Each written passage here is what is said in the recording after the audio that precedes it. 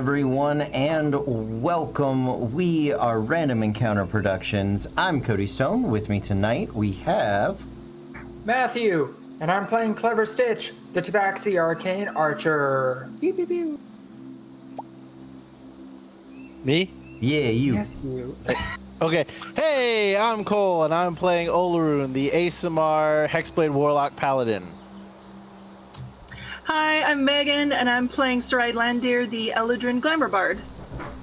Hi, I'm Eric, and I'm playing Sirach, the Arakakra Horizon Walker Ranger. Hi, I'm Carlos. I'm playing Thousand Fahrenheit, the half-orc tiefling forge cleric. Very cool. Welcome, everybody. Welcome, and welcome. So this is Disasters in Danger. This is our D&D 5e high fantasy game set in our very own homebrew world. We're going to dive into that in just a minute. We are supposed to be doing a giveaway, but we have one more Monday, so we're pushing it to next week. We're pushing it, people. Yeah, we teased you with it. I guess Push it people real just good. have to come back next week. I guess they do. That's right. So next week we'll be doing our Norse Foundry giveaway, in which we give away a compass. We've got a compass from Norse Foundry. They are our sponsors for Disasters in Danger this year. We do a giveaway for them once a month, but we started last week. We did a patch giveaway. One of our limited edition Infinite Storyteller patches that was produced exclusively for the Kickstarter. We made 300. Those are the 300 that are ever going to get made of that design. No more. That is it. Done. So, if you would like those, we're going to put them on the store eventually. But for now, we're just doing them as like promos and giveaways, things like that. We are also working on a bunch of new pin designs. If you follow us on the social medias, if you follow us on TikToks, Caitlin is currently working her way through the Mighty Nine, which are looking really phenomenal. She's learning some new skills as she continues to design her way through those. I believe she just Only finished 2 Ford left. and Not. Yeah. Yasha. I think the only ones left are, who is it, Caleb and Caduceus? She got Caleb. Oh, she did. Bo. Bo. A bow. Yeah, Caduceus and Bo, I think, are the only ones that she hasn't gotten yet. Yep. correct. So we don't have a Kickstarter Yeah. for those, but what we might do is try to do like a pre-order drive for those. yeah. Maybe offer like a special pricing for them. So if you are interested in those, do keep your eyes out for those. And then I think we might be filling out the rest of the awesome alignment chart, maybe, because Chaotic Adorable is one of our one of everybody's favorites. So we have some ideas. I'm not going to spoil them. I'm going to let her work on those and maybe put those out. So keep your eyes open for all of that sort of stuff.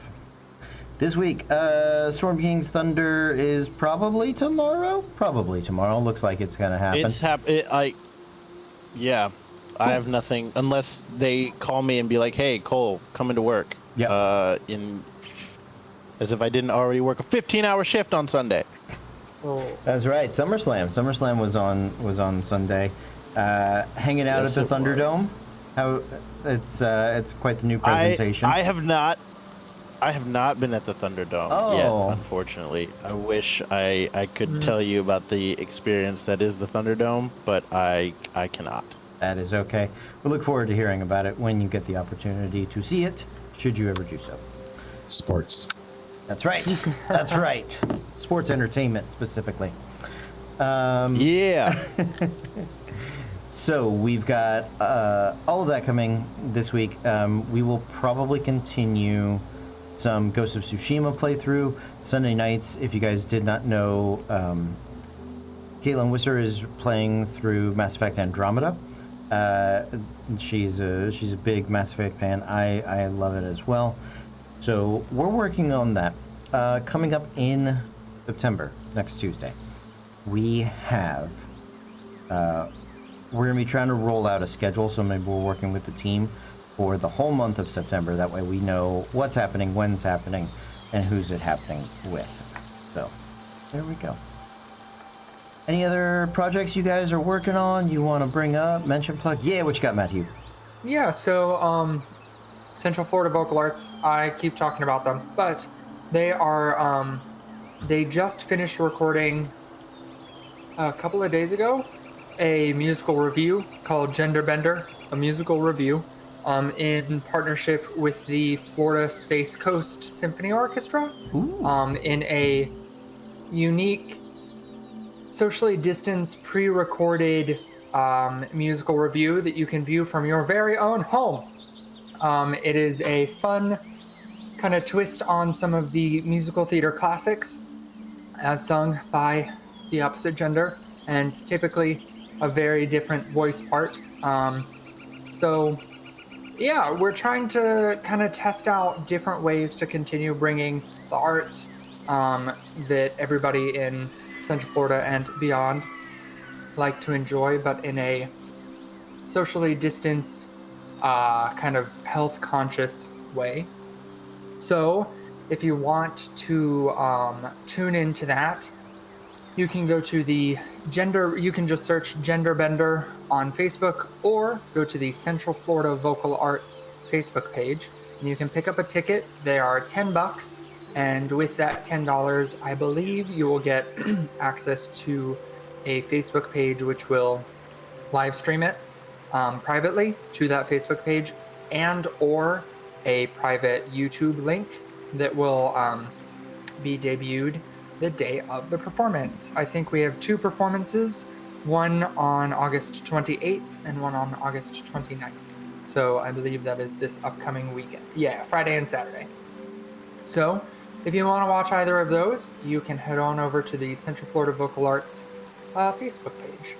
It's a fun new experiment. Yeah, that sounds great. That sounds awesome.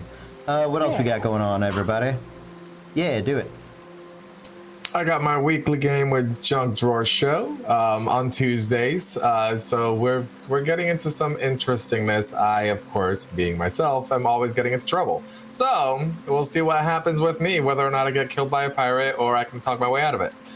Spoilers. But if you guys want to check it out, we play on Tuesday nights, usually live. However, we do drop our episodes on YouTube on Thursdays. But you can feel free to follow us, subscribe, all that jazz at the Drunk. Oh my God, am I drunk? The Junk Drawer Show on Twitch, and same as YouTube. And we also have our Instagram. And also, I've been working on some of my art and transferring it over to merchandise as well for them. And I have a couple shirts on Redbubble and all that jazz. And the link is on Instagram. Actually, I have my mug, and this is like one of my drawings over there. Yay! That's really check cool. us out. Check us out. Like I said, if you guys are gonna go watch Random Encounters tomorrow, go for it, and then you can check us out on Thursday on YouTube. And if you have like YouTube Premium, you can download it, watch it later, whatever you like. So yeah, thanks. Awesome. I think that's it. All right, let's get into it, shall we, everybody? Our adventure takes place in the lands of Lickdracht. They are lands of myth, of legend. They are lands bereft of true deities or gods. They are a new continent far from Rotom, where fate and destiny are written in blood with implements wielded by the hands of the chosen, those very special few. Our heroes are members of the Magnus Exploratorium, a college dedicated to anthropology and archaeology, to discover and learn about all the wide-reaching, varied cultures of this tremendous wild land. Recently, they have set out on a long-standing expedition to a place known as the Forge. Supposedly the mythical origin spot of the Arms of the Fated. weapons of great destiny bound to the land of Lickdrocht itself.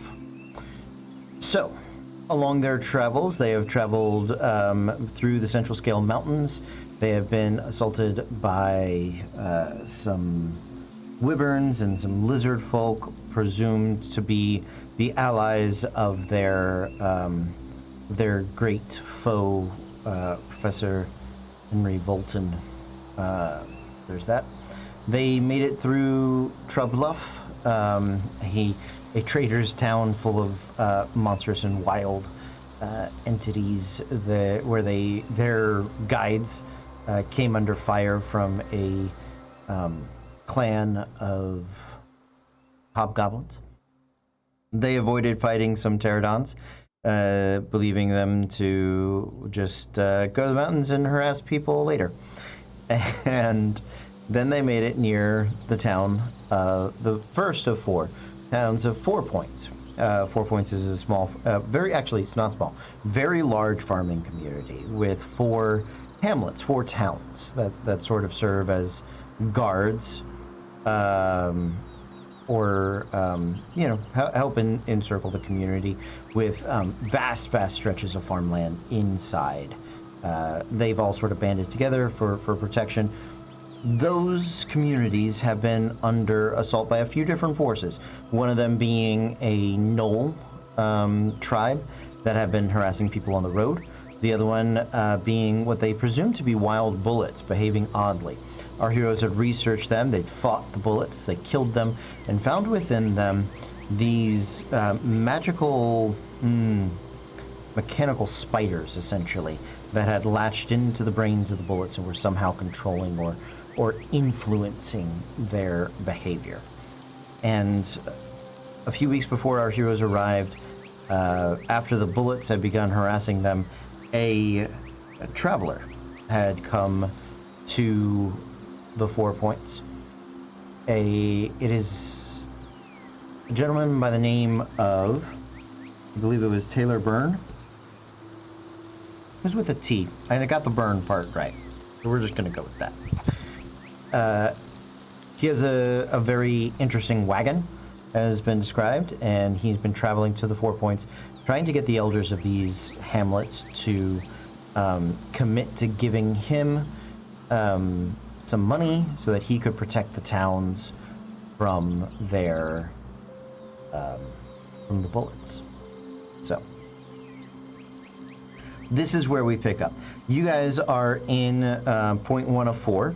It is the first point that travelers would come to. It is the only 4 Point that has like a major Republic road that sort of leads to it. The rest of the roads are more dirt patches, like worn dirt trails, and where they keep the high grass clear.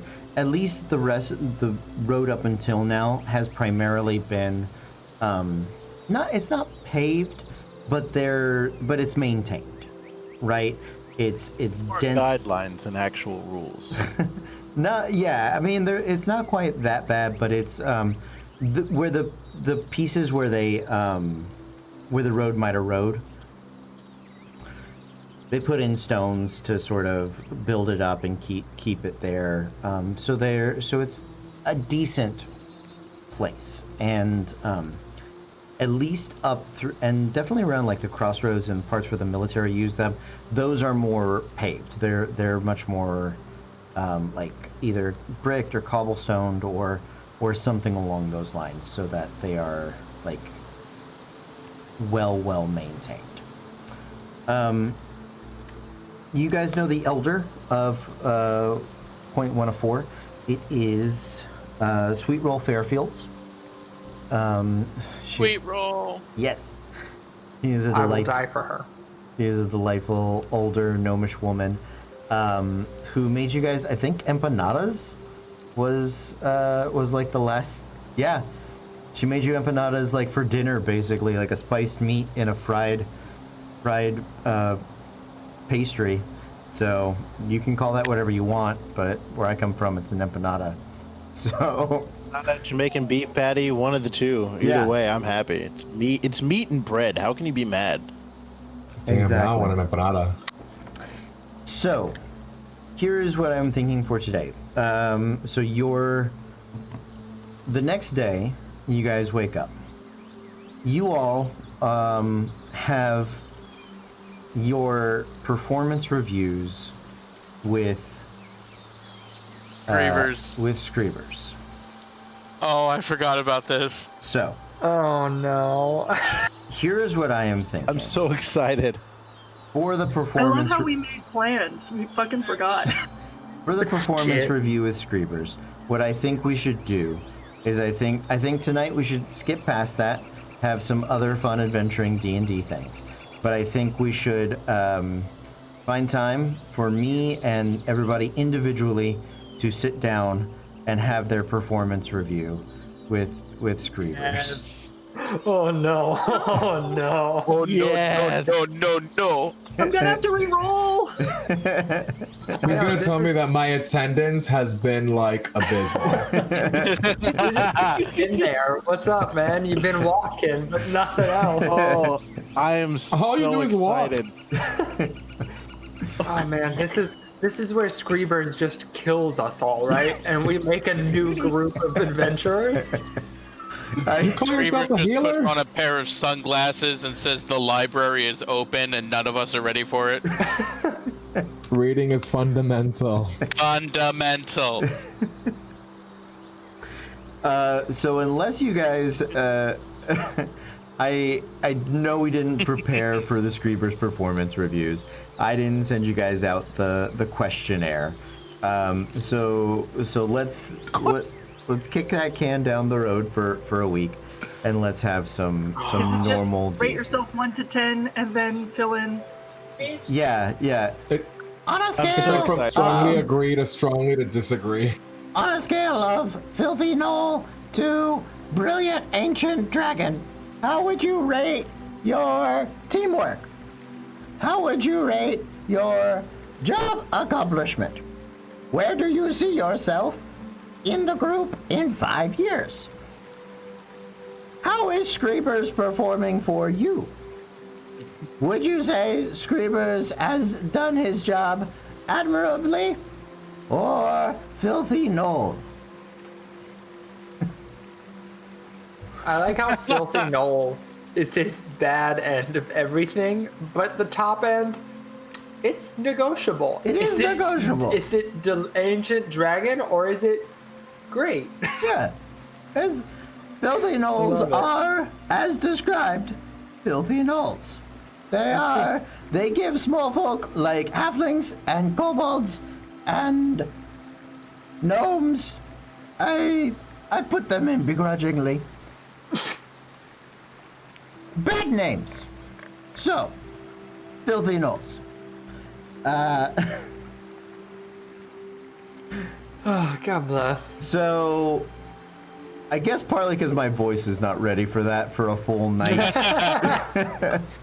We're not ready emotionally. I don't know. Yo. I don't think any of us are. But what I would like to do is maybe over the next week or so we can do little mini specialties for our patrons. Maybe compile those and put them up as the Screevers performance review. So that is sort of I my love thought that. with that. So you guys spend the day receiving your performance reviews and giving. This is Screevers performance review as well. We'll decide what the determination of all of that was at some point. And so it is time for us to proceed. What would you guys like to do? So, did anyone else like a filthy knoll? I mean, that just seems like a fun. You didn't get any filthy knolls, did you? I sure hope not. I don't think I did.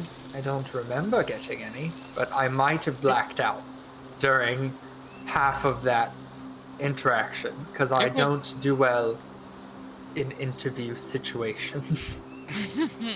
Can we ease up on the filthy part? Like, I feel like that's just rude. Like, I mean, you to don't be know fair- if they're filthy or not. To be fair, I have yet to meet a clean knoll. It is not to say that all. It is not to. There it is. There we go. It is not to say that all gnolls are filthy. It is specifically to target the ones that are filthy and say that they are the lowest of the gnolls. Remember, Creepers is always listening.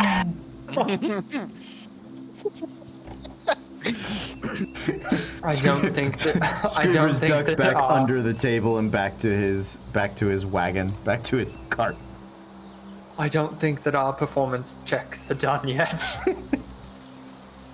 I don't believe that they are. They are forever going. I think that is true. So now that that's over, what are we doing? Yeah, over. Well, sorry. No, go ahead. Well, I mean, we gotta go figure out what this Burns is doing, right? Mm-hmm. Cause I think so. that's some shady shit. And then we got attacked by bullets. That's Oh. even shadier. So I'm gonna say let's fuck him up. I like it. I feel like that's our go-to plan on a regular basis, honestly. Well, I mean, like, definitely question first, and like maybe even just like find out motives second, but then like a very close third. Fuck him up. If he was in control of those things with those creepy spiders, then yes. Yeah, yeah. All right. I believe. Let's see. I have to look at my map. 4 Point farms are not individually labeled. I think we needed to go to North Point for where Burns was. Yeah, you suspected that he was traveling between. He was somewhere between point 2 and 4, 3 and 4. So if you guys headed up to point 4, the one at the edge of the western crossroads, you should catch him. You suspect. All right. I think that's our best bet if we're gonna try and catch up with him. Who knows? Maybe he's not in on it and he's actually trying to save these towns and he knows who is, or he's a bad guy and we fuck him up. Yeah. Yeah, let's ready the horses. You guys do. You pack up your wagons. Now all 3 of your carts are wagons. They are covered. So the rain is a little more manageable. And you set out along the farmlands through the plains. The farms of 4 Point are gorgeous. There really is no better descriptor for them. It's about 4 days travel between point 1 and point 4. And as you guys are going, there are so many small farmsteads, large farmsteads, farm fields. You can see that they plant their food to be harvested in very meticulous sort of waves and days. You can see even just riding along throughout the day is like a subtle gradient of like a row of corn in development, right? Every column another day apart. Many farms are like that. They have, it is a wide variety of farms as well. It is not just vegetables or roots or flowers or plants, but also animal farms. That's a George Orwellian moment right there.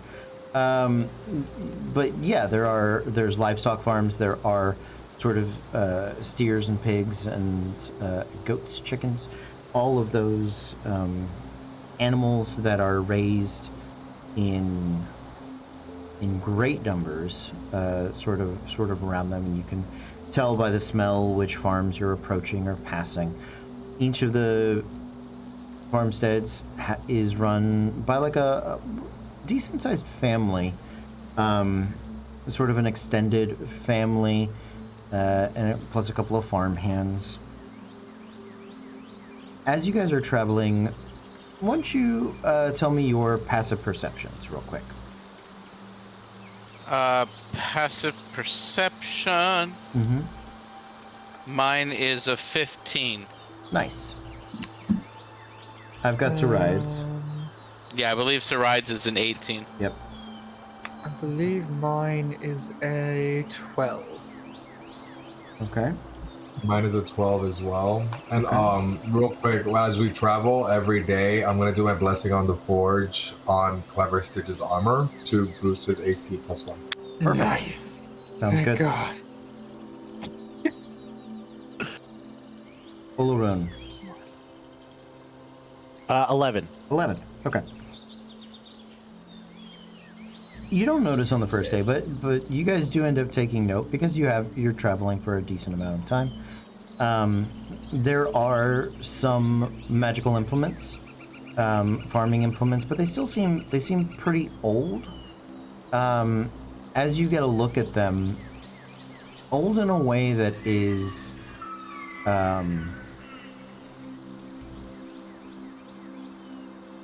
unique. Old in an antique or not of this community sort of setting. It is a clear indication that there is something that something lingers in this area, some technology of a past civilization, some relics of a forgotten era that people have just sort of taken to be part of their life. One such instance is what they call a rainmaker, and it is you see it standing up out of one of the farms. Sort of looks like a windmill at one point.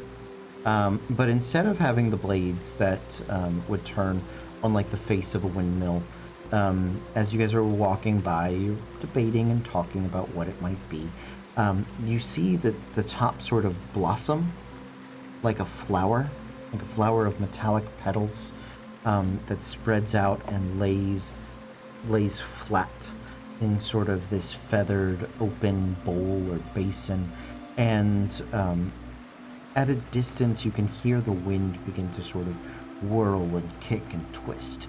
And it sounds almost like a storm for a few minutes. And then you begin to hear the drips of rain fall. And as you cast your gaze out, you can see that actually this great tower is hurling water into the sky. And it comes pouring back down over the it covers nearly this entire farm's field in what is essentially raindrops, but up from out of the earth. And there are other small or not so small wonders and curiosities as you guys are traveling that Saride is in heaven. they are. Yeah, sprinklers. Yeah. They have a very big sprinkler tower. It is, each of these items are gorgeous in their make and design. They are slightly axiomatic, they're slightly mechanical, or perhaps the work of like an ancient artificer, but they are each designed not just with functionality but with form in mind, each one of them seemingly their own piece of art.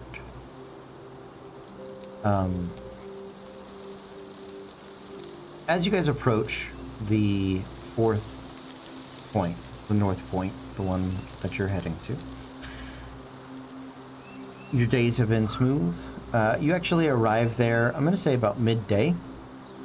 And as you are coming from the interior of the farms, and you've run into a few different farmers along the way, all of them pleasant, none of them aggressive or mean, although a fair number of them are definitely curious as to who you guys are and what you're doing here. It's fine. Everything's cool, guys. Just chill out. It's no big deal. You're greeted at North Point by a gentleman of slightly orcish origin, so half orc, Skolin Kennet,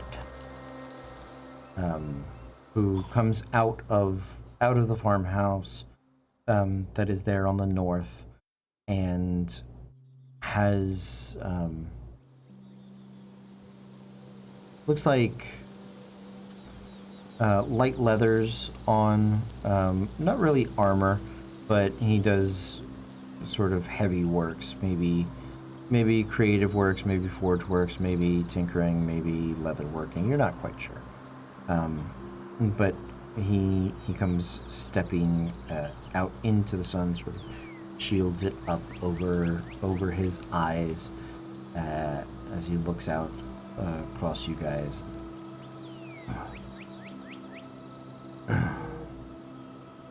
Fairfield said you might be coming our way. What can we do for you, travelers?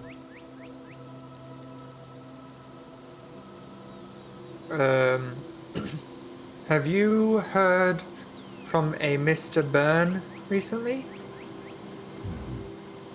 Burns? Byrne? I know of the man you speak. Burns never arrived here. Really? Yes. Was he supposed to by a certain time? Reports from the other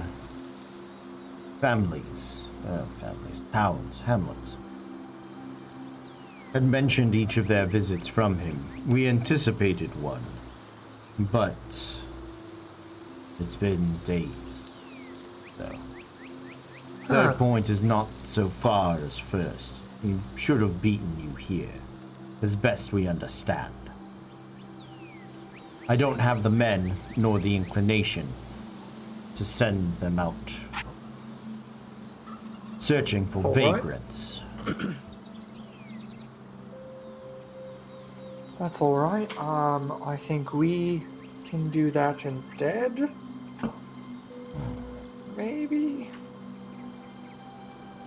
Well, I mean, we have the ability to. Let me ask you, sir, are you also experiencing problems with these creatures? we Land experience many problems.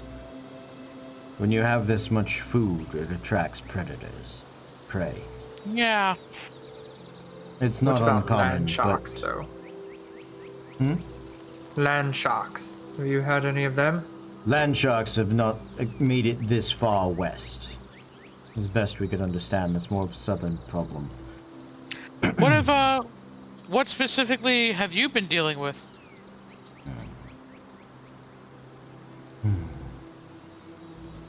He thinks for a moment.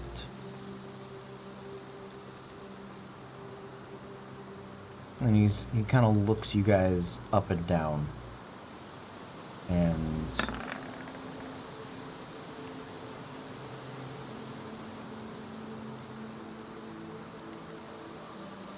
come inside. Oh. Alright. He starts to lead you guys away from the rest of the caravan. And as the Screevers and the rest of your group and the other members of the expedition sort of settle in for part of the day, Kennet leads you guys back into what looks like a large farmhouse, but is on the inside is clearly something more. The heat is palpable immediately upon even him just opening the large barn doors, and sort of wafts out a heavy, humid heat, even for this late stage of summer. It is distinct, and as you guys walk in, it's sort of like being in a boiler room. There are dials and gauges everywhere. There are pieces of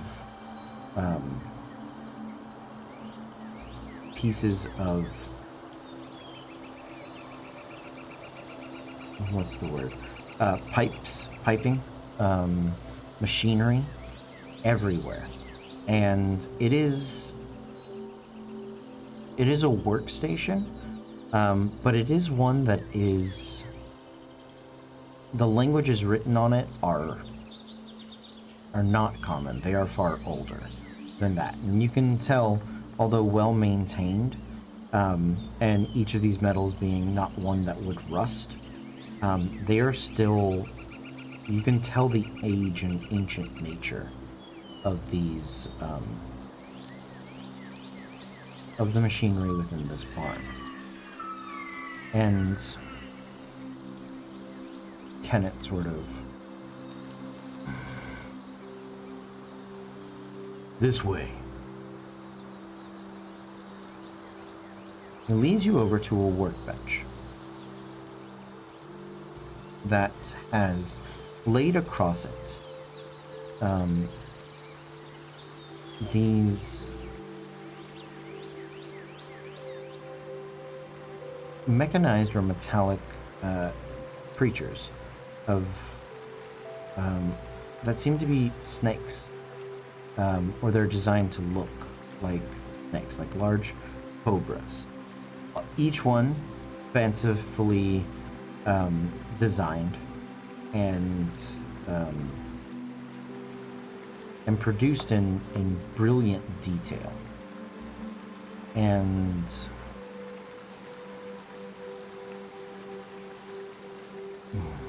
we used to call them the Watch Vipers. No doubt you've seen some of the wonders in North Point.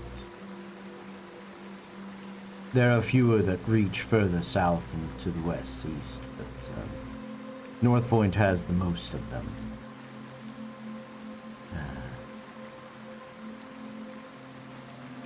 These used to guard things like our water tower and some of the other wonders that we've been able to utilize for generations. A few weeks ago, a month or two, started getting reports of the Cobras venturing out away from their towers, away from the wonders, attacking random passerbys. And then we started seeing different ones. Ones that were smaller. These little, and he pulls up this, it sort of looks like a centipede, but with armored along the back, these little spike ridges that are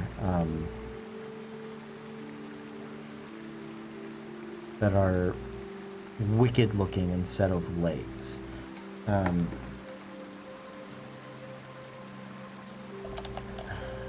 These started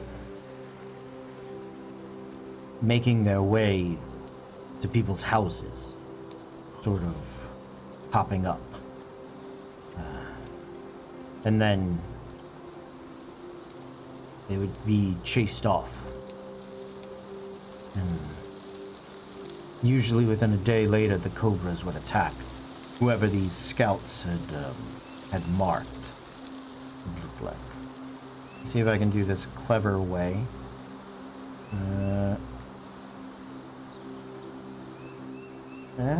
Let's see. There's clever way, then there's the Gerard way. So there you go. That's kind of what they look like. A bronze scout right there. Oh, I don't like that. I don't like that at all. And if I see if I can bring Is anyone us- else worried that it's made out of Doritos? No, I'm excited Alright. that it's made out of Doritos. That There's means that. snack time. Nice. So that there's that, and the other one that you can kind of see. No, let me thank see you. if I can bring you guys up a picture of that as well. But yeah, he goes on to essentially describe how these different things that had been around for a long time are now, for the first time, kind of attacking or aggressively hunting them nearby.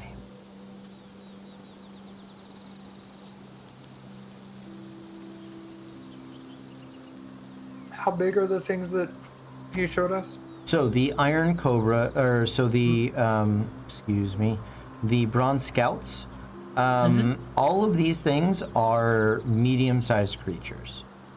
So they're about 4 feet, 5 feet long, or a little taller. Like they're good sized.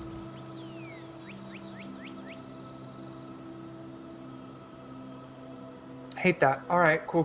Tight. And then what metal are they made out of? Make me a. Let's go. I'll give you a blacksmithing check. Use wisdom or intelligence.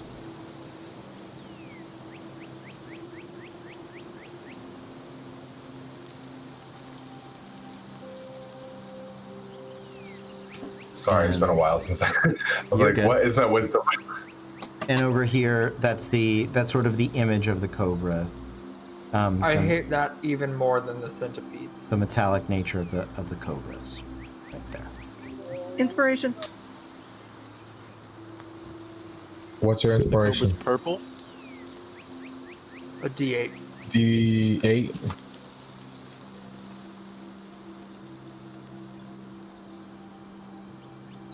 $25. I rolled a 7 on inspiration. Okay. So, there are some metals on this thing you can identify.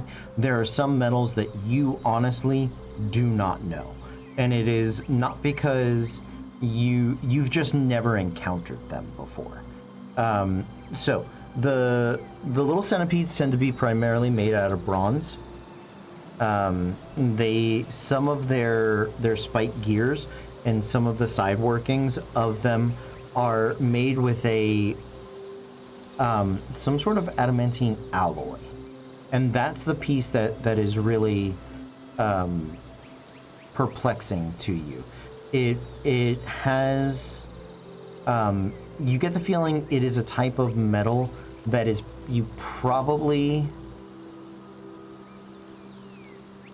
that would be, let's say, either extremely difficult to smelt on the prime material plane.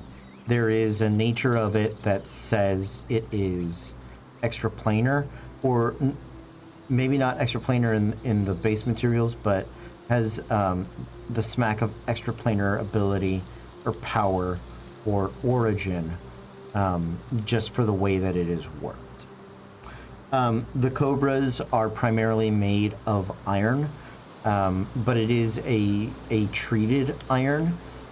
It's not quite steel, so it's not made into that, but it is like a reinforced iron. And then there is gold filigree, and then that same sort of adamantine alloy that you saw in the bronze.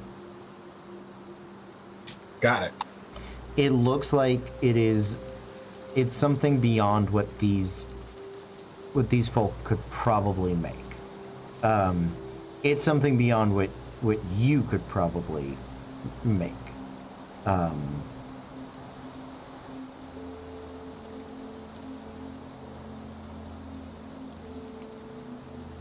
I'm trying to see if, like, and then not trying to be too nosy with them, but it's like if essentially this is something that we're gonna have to face, see if there's any like vulnerabilities or like any like soft spots or weak spots or something like that. So what I can do, you rolled well enough. I can go ahead and tell you, looking at the metals, any weapon that is not magical or not adamantine is not going to be able to pierce this thing's armor. Got it. Like it, not resistant, straight up immune. Got it. Yeah. Good to know. And I'll relay all of this. Yeah, these things are a lot hardier than they look. And about how long ago did you say that these started acting up? I think the first report came in maybe 6 weeks ago. You know, we always are very careful with the cobras. Our first scout showed up, I want to say 3 weeks ago. This little, and he kicks it. This little, and he looks at Saride and sort of stifles his urge to call it a motherfucker in front of a lady. And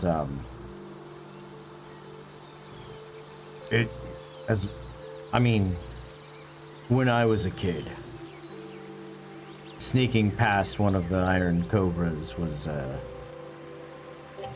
Please, game. It was a don't- rite of passage. Oh, well then, this motherfucker.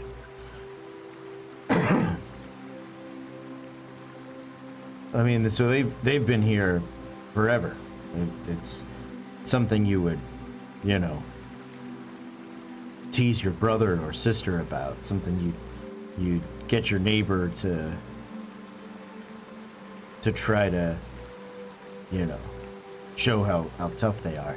Those things have been part of the community forever, but they always stayed very close to whatever device that they were guarding. And there was maybe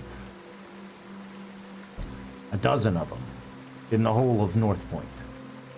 But now they're showing up more. And again, the motherfuckers. Is that the same time that the bullets started showing up in pairs? It does seem to be about that time, yes. Interesting. I have a question this may have been answered. You said that Byrne didn't show up, but has anyone else shown up? No one terribly unfamiliar, no. We occasionally have some migrant farmhands that go from point to point doing the work that's necessary for the season. But we know most of them. The only real strangers, no offense to you all, that we've seen in the past since this has happened is you all. But you were announced coming from First Point, so... Well, then we're not so strange, are we? Exactly. Alright, well, we agreed to help the points with their issue, so it seems to me as if it might be slightly different issues for each point, but possibly from the same source. So perhaps we continue on our journey to try and find whoever has started all this. And you said that Burns was coming from point 3, yeah? Well, we know he left there about 5 days ago. And it's only a 2-day journey, so maybe he maybe he gave up. Maybe he split for the north or something. Possible, but we can have a look around. Does Byrne have any friends in town? Never met him. Don't know anybody that knows him. Have any of the other points besides you and The first one? Have they been reporting any problems?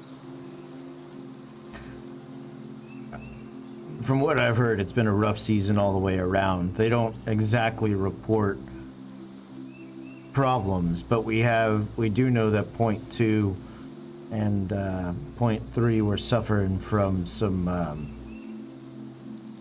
weird bug infestation.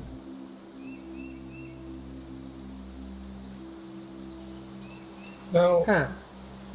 question for you. If these things were guardians, you said before, right? Like some protectors or whatnot? Yeah, exactly. if- Like the water tower or the cedar, usually the bigger pieces.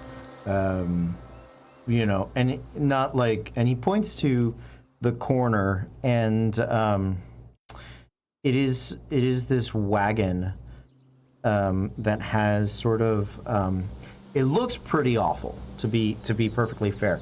It sort of has these like beetle grabbers that feeds into this like mechanical sort of spinning blade maw, almost like a wood chipper, but a little more refined. And he kind of goes over to the side of it, and when you look in the back, what you see is that this is it's a vegetable harvester. So it'll pull in the stalks, and then it'll shred that, but like the corn or whatever bulb was on top that they wanted to keep, those get piled up separately. So it's sort of this, I guess, like a combine. I don't know farming tools. I apologize to my farming friends. But that's like a man-sized thing. He's very specific that they have the water tower. They have a walking cedar that the cobras would follow around, and basically it's sort of like a walking house that will spray seeds and aerate the soil to lay out what are very specific fields for different foodstuffs and vegetables. And then they have what is like a mechanical, I guess like a tiller, right, to clear and aerate fields. Those are the 3 biggest ones. Each one had 4 Iron Cobra guardians that would usually either stick with it or like travel with it. And now they're seeing more pop up. Got it. The reason I ask is obviously, like, if we do this, we will check them out and see what is wrong, but we also have no choice but to defend ourselves if they attack. We can do our best to try to keep them intact to see if somebody can put them back the way things were, but we cannot promise on the what is the word I am looking for? How intact they may be when we are done with that. He nods automatically in sort of understanding and approval. Listen, a few weeks ago you might have had some people that were complaining and worried about keeping the machines intact, but the wonders are ancient. You can't fix them. I've been trying to figure them out my whole life, and I mean, I'm pretty smart, but as you look at him, you do sort of notice he is an artificer in most ways. You would immediately recognize, now that you're seeing sort of his tools, Thozen, he has basically what are tinkerer's tools, but they are not your normal tinkerer's tools. He is very much a self-taught artificer, and so all of his tools are custom made specifically for what he needed, right? So you can see he has been tinkering with these things. So I can fix some of them, but anyway, when the Cobras started invading homes and the Scouts started marking kids to be snake food, people's care went out the window.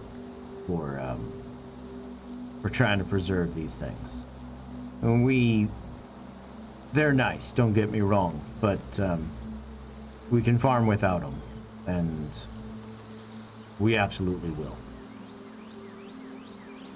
Understood.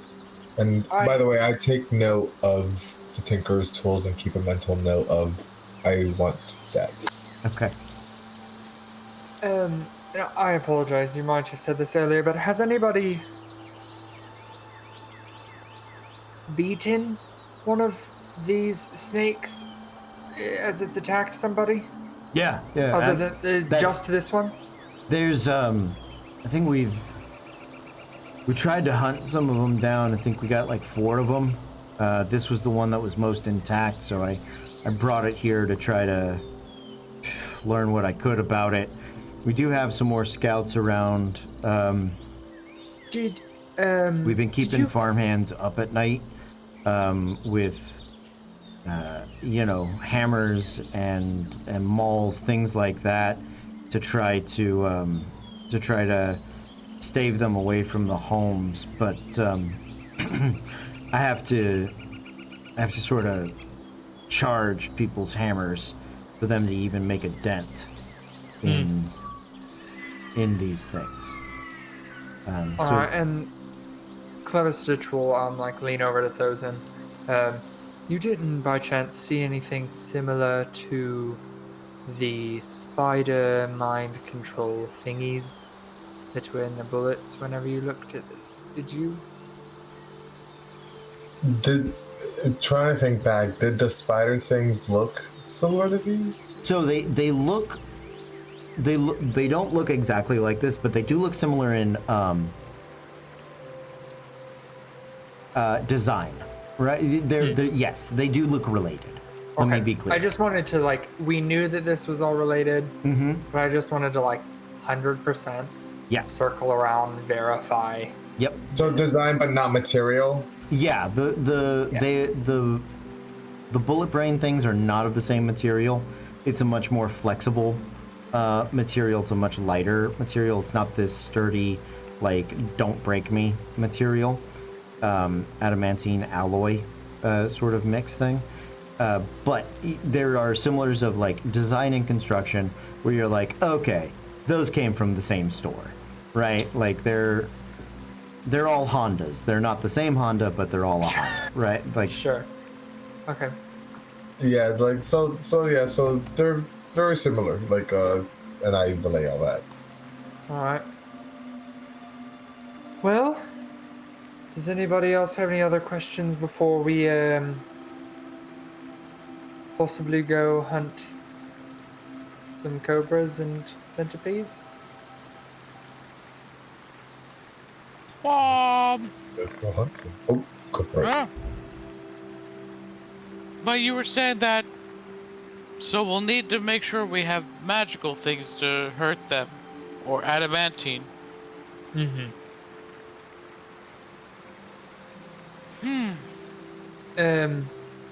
Well, you and I have some arrows. Yeah.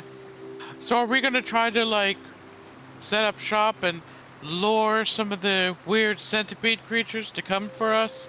And then, or we could find a place that they just went and we could go hide there. I think we start going towards point 3, since that's where Burns was supposed to have been coming from, and see what we see. Oh, we want to. Oh, okay, I thought we were gonna. I think take both. care of the. Both. Yes, both is good. Both is good. Yes. Because they said that there were more of the snakes coming out than they knew that they had. So I'm not sure. I'm wondering if we find Burns, we find the source of the snakes. Ah, so you think Mr. Burns is making the snakes? Or at least unleashing them from whatever hellhole those ugly creations could come from. They look really scary.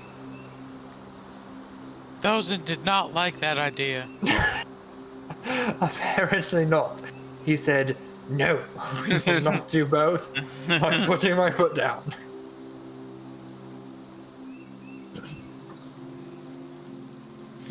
Well then, yeah, let's, I agree. We should, let's start headed for point 3 and keep an eye out for Burns on the way.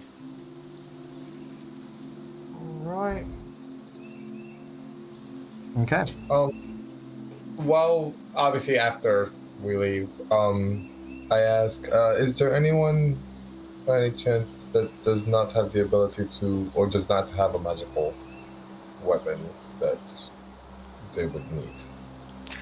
I mean, the blades, I can use the blades of House of Rain. Those are magical. And you and I have some +1 arrows that are magical as well. I I'm not dipped sure the father's about... dagger in the adamantine from the mountain. Yeah. And I'm not sure about Olaroon, though. Well, if this is not going to happen today, if this is potentially tomorrow, I can take the Blessing of the Forge off of your armor and put it on your bow. That way you don't have to use your magical arrows. You pretty much, I'm assuming. TM, would I know whether or not a magical bow would make the arrows magical? It does. It does. Then, but this is your choice, whether or not you would like to get hit harder or be able Could to you imagine if it was imbue just the one arrow, bow. what a waste of that would be? Can you imagine? One- Or it makes the bow magical, but the arrows, none of them are magic. And Well, it's just exactly. magic if you start beating people with the fucking bow. Just hit him with a bow, it's fine. I feel like the One shot. component to cast that is just you going womp womp. Yeah. The only reason I ask is because I would not be able to change the blessing today. It would have to be tomorrow. I mean, I have 23 arrows, so I should be fine. Like 23 magical ones.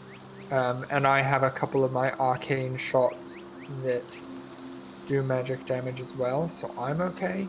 But if Sirach would like a magical bow, and I have a long sword that's doused in, or a short sword.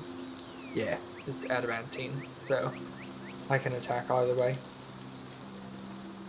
Surak, would you prefer to attack with your swords or would you prefer to attack with your bow? I mean, I would almost always prefer to be attacking with a bow from approximately 50 feet in the air. So, yeah, I will. I mean, when tomorrow rolls around, if that's what comes up, I will gladly take that. No problem. If Stitch, if you're okay with this, then that is what I'll do in the morning. That's alright with me? Now I'm thinking about it. I don't have anything magical either. So, Offering things out. Physician, heal thyself, you know? I have magic With my itself, job. so it's fine. Yeah. so you guys are planning on setting out right away towards point 3? Yes. You said that we arrived at about midday, Midday. right? Yeah. Yeah, then I don't see why we can't at least start venturing out. Maybe we'll run into something. Yeah, absolutely. You absolutely can. So you guys get the caravan. I'm assuming you're taking the whole caravan. This isn't like a side sojourn for you guys. That's kind of in the direction you got to take the group anyway. So just confirming. Okay. So you gather up. You guys start to head to point 3. The rest of the day, the travel is smooth, light. You do see one of the other wonders, one of the major wonders that is here to witness. It is the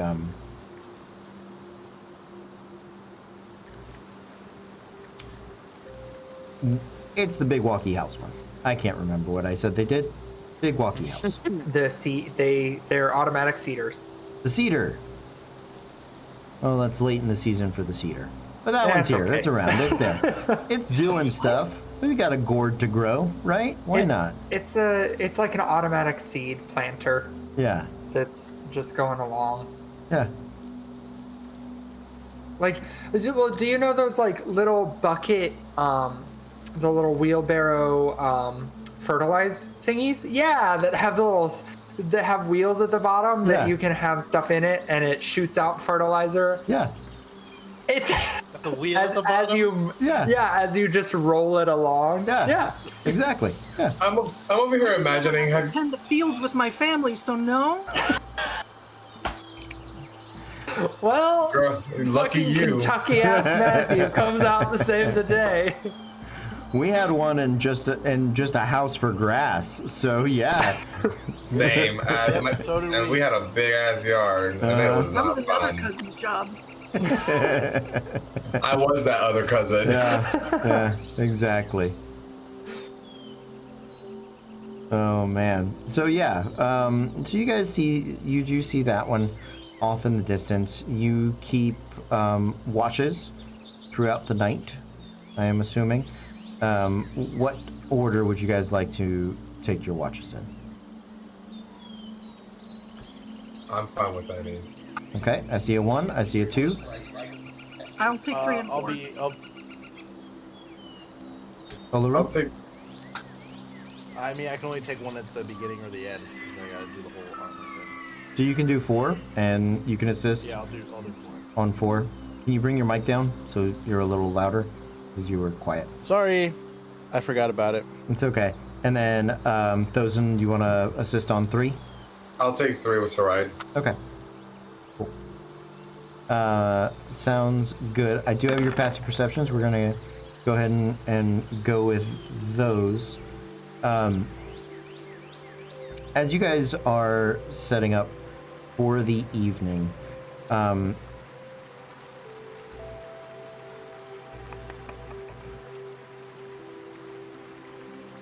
Tarak, you are on first watch, correct? Yes, indeed. Okay.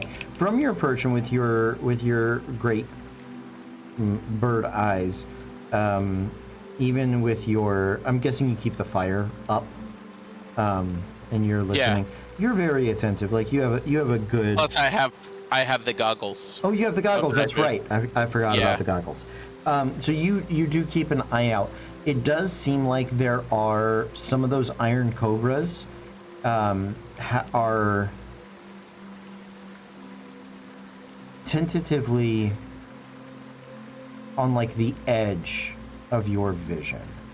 They are sort of coming to investigate who you guys are and what you are. They don't seem to creep forward at all. They sit at about 60 feet, let's say. But you can see that there's a fair number of them around the whole of the caravan. When you say fair enough, how many would I estimate? Just like 5, 10? Yeah, let's say like 10. Okay, maybe 8. Did I say 10 prematurely? I meant 8. All right, so I meant, about 10 of 2. them around. Yeah.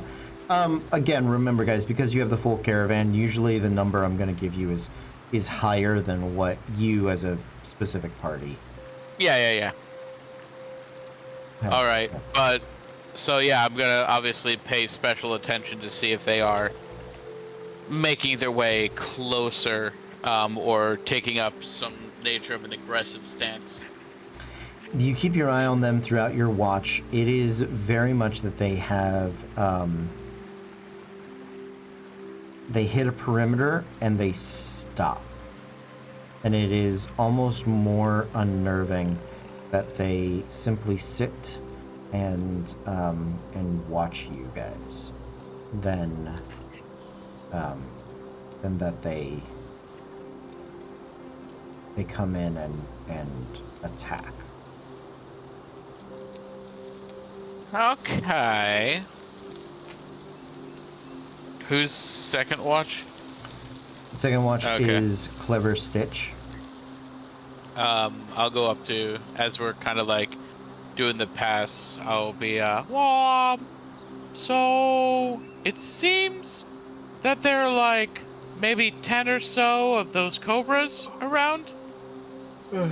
Cobras, yep. Yeah, they're staying at like a 60-foot radius away from everything about us. Hate that. Alright. Yeah. But I've been watching them for a couple of hours and they haven't decided to move closer. They're just kind of chilling out where they are. Alright. Have fun with that. Goes to bed. Walk around, do a perimeter, see if they keep an eye on me or if they keep an eye on the caravan, etc., etc.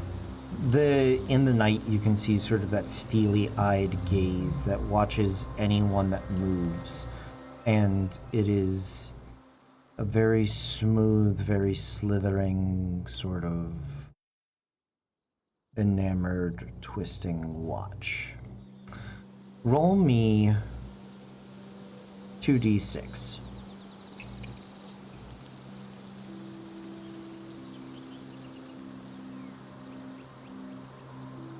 4. A 2 and a 2. Nice. You take your first lap around the perimeter, slowly counting them, keeping your eyes on them, watching them thoroughly. The cobras themselves are, again, they're medium-sized creatures. There's a fair amount of vegetation around here, but you guys are keeping your fires lit so that you can keep a watch on it. Not a lot of people are out. They know that these things are sort of dangerous and about, and so the hired guards that like drive the caravans, some of those guys are awake. You're not awake by yourself in any way. When you start to make your way back towards the front,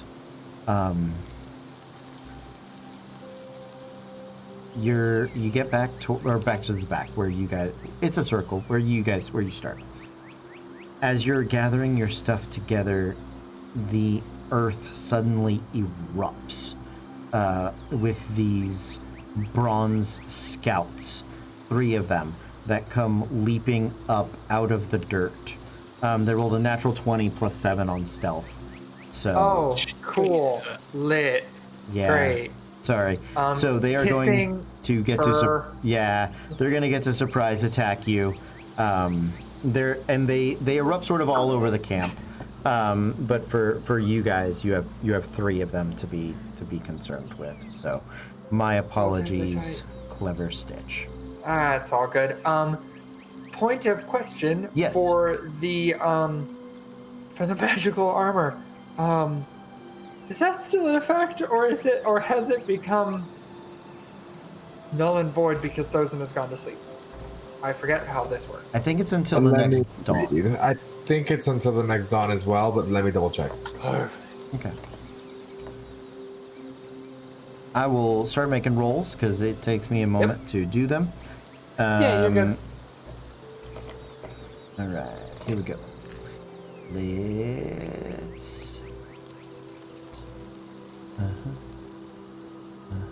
Okay.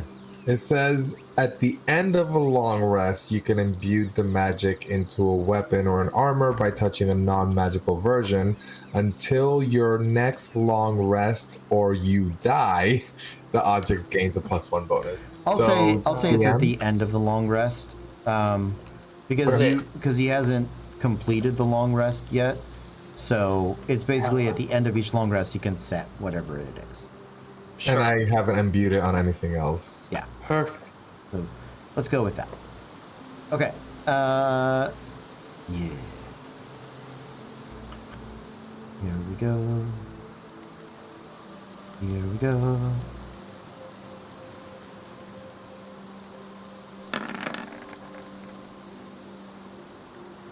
Okay, so the first one absolutely misses.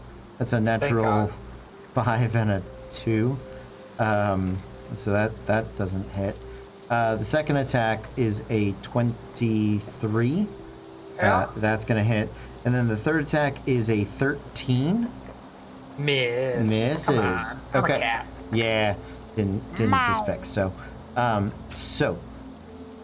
leaping up out of the dirt, the Bronze Scouts sort of come flying out past your faces. You duck, you dodge, and one of them does manage to land a bite on you. That is going to be 5 points of piercing damage and 3 points of lightning damage. Total of 8 points of damage. Lightning damage, huh? Yeah. All right.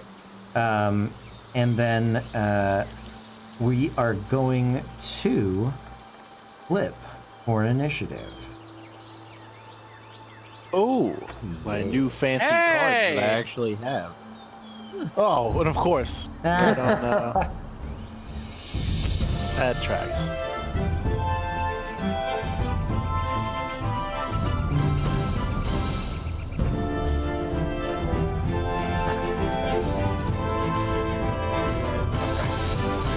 Bad guys are on Sirach a is up king. first.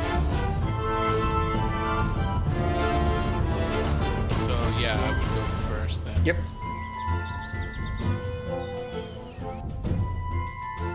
Oh, poor Olerun. There you go. Oh. Yeah, Sirach is up first. All right, Sirach, what do you got? I hear loud noises. Hissing, Mm-hmm. screeching. I stand up. I pick up my. I reach and I pick up the blades of House of Rain, Okay. and I look out, and what do I see?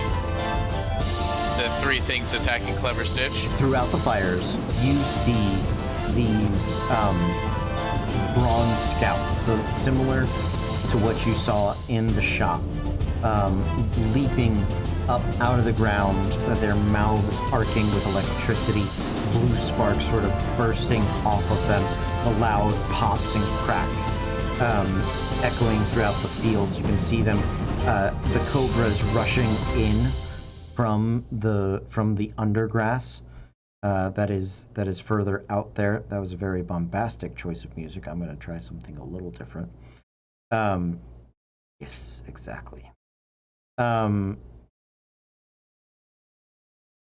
So there are 3 bronze scouts and 3 iron cobras that seem to be closing in on you guys.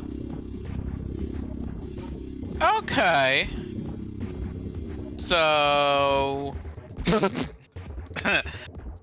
Sorry, some of my foot there. So let's take care of some of these scouts. I'm gonna jump out with the blades of House of Rain and kind of go up and give Clever Stitch a hand. Okay. And I'm going to, on one of them, I'm going to cast Hunter's Mark Okay. as my bonus action, and then I will attack twice with the blades of House of Rain. Okay.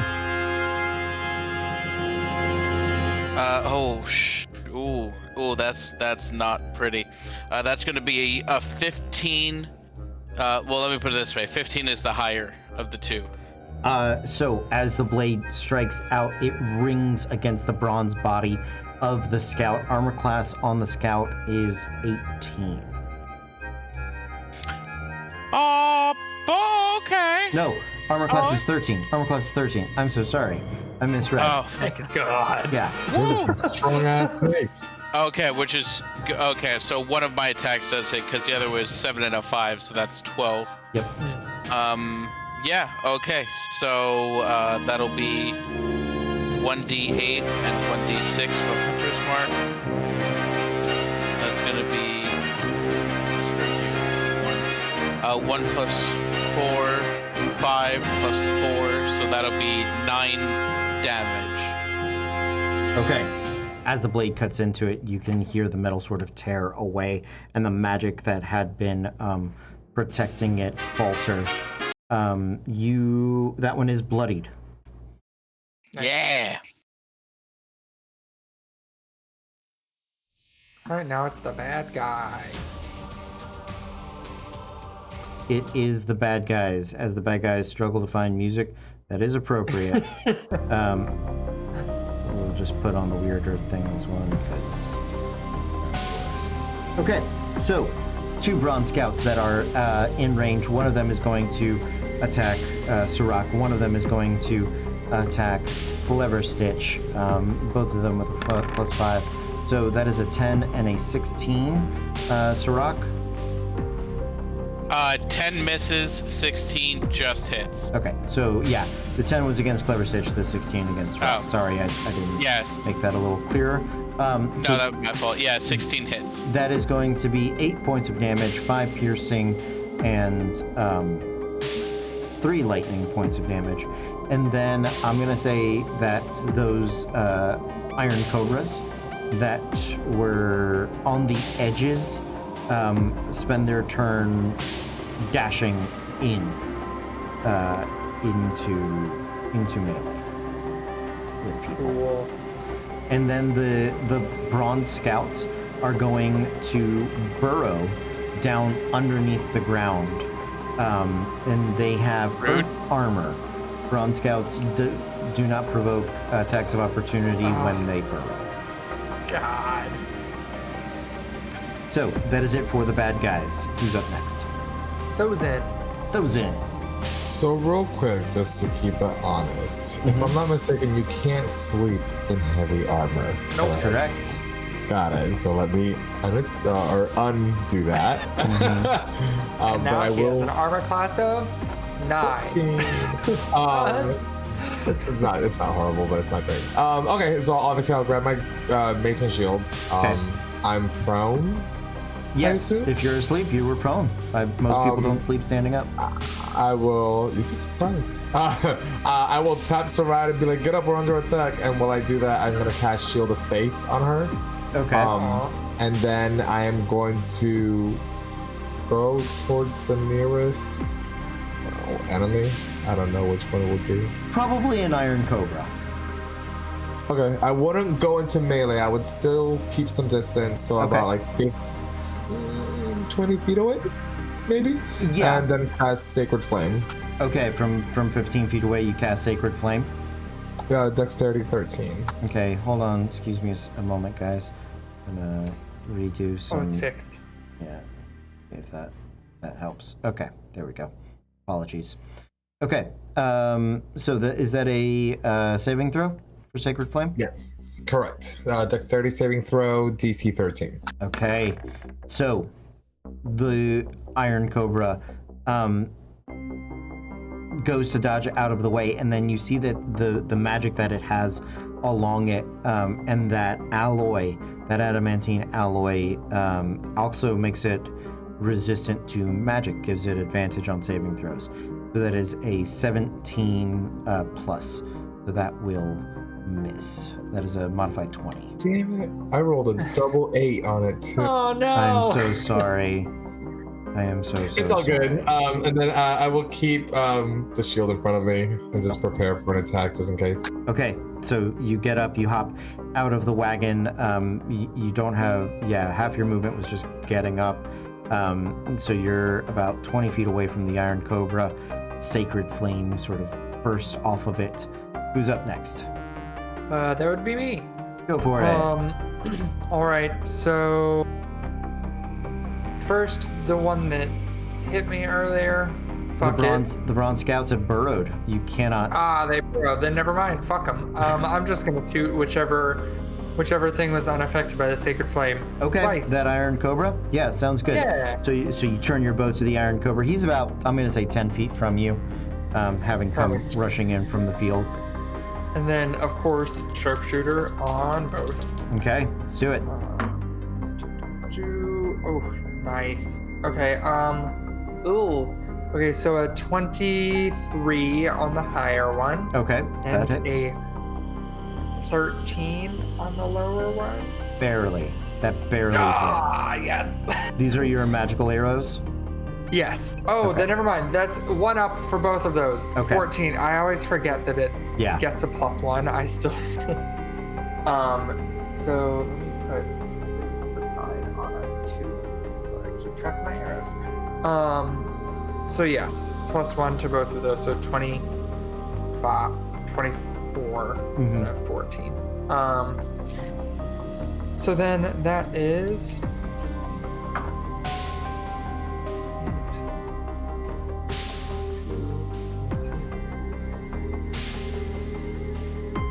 40 points of damage total. Oof. Yes. 2 40 arrows points of damage. thud into its armor loud, and you can hear the grinding of the mechanical gears underneath. It is in a real bad way. It is Good. gonna have a hard time staying up. Good, it interrupted my friend's sleep. Go back to whence you came, foul beasts. Okay. That's Anything else, Clever Stitch? Nope. All right, who's next?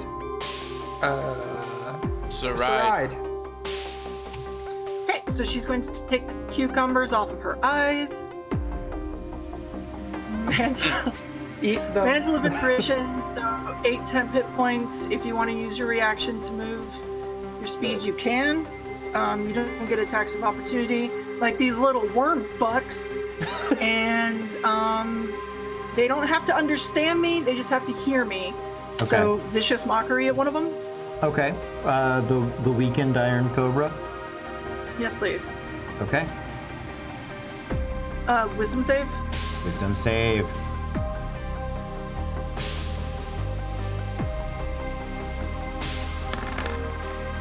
And again, the magic that preserves the Iron Cobras, its resistance, gives it advantage on saving throw, natural 19, plus 0. Fuck. Thank you.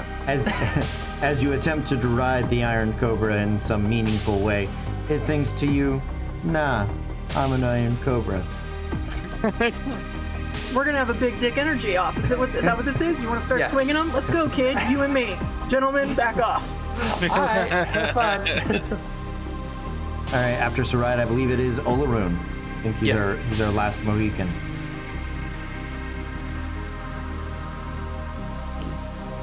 You're muted. So the last sad boy is what he is. Just Because true. he also goes. So he hears what's happening and he looks and he realizes he doesn't have his armor. And he goes, "Gosh, like I can't believe these people always." He's like grumbling, like grabbing his sword, like he's like summoning his sword and like grabbing his shield and be like, "Never Motherfucking snakes attack on when I have my motherfucking farming armor on." plan. Yeah. It's like, why can't you just attack when I have my armor on? I hate all these people showing up in the middle of the night. How dare you? So bonus action, I'm gonna cast Shield of Faith on myself. Okay. And then as I get up, how many of them do I see within, 120 feet of me? 3. 3? Okay. Is there anyone on anyone right now? Nobody's in Okay. melee with any of them. Okay. Then the closest one, I will let loose 2 Eldritch Blasts at it. Okay. I'm gonna say the closest one is probably the second Iron Cobra. Okay. You can target the weaker one if you would like. It's up to you. Okay. So the first one misses with a 10. But that does miss. Then I'm going to aim at the weaker one, Okay. and that's a little bit better, a 17. That does hit. Yeah, absolutely. Awesome. Sweet. And of course, what do I roll on Eldritch Blast damage? But a 1. Hey. Oh no. So 1 whole point of damage. This is just not a good day for me already. Ooh. Okay. It is holding on, unfortunately. The 1 point of Oh. force damage from Eldritch Blast is not enough to diminish it, but it does suffer from that damage. All right, new round, new card. Bad guys are on a 6. Look who else is on a 6. E.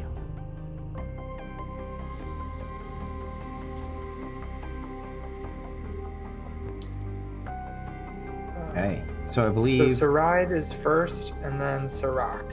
Okay, let's do it. Hey, How- it's alright, it's How many can I alright. see? 3.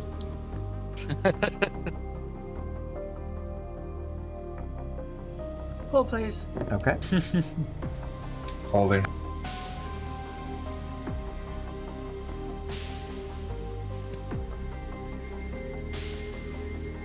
Magic missile.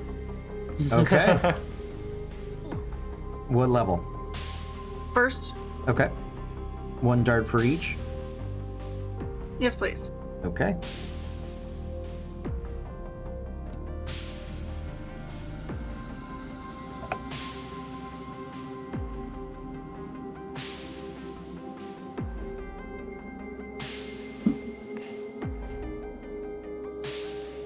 Nine. Well, if it's 1 dart for each, then it's I need each dart individually. Okay, so 2, Okay. 2, 5. 2, 2, 5. The injured Iron Cobra continues to persist. He is hanging on. Those last 5 hit points have been really hanging on for him.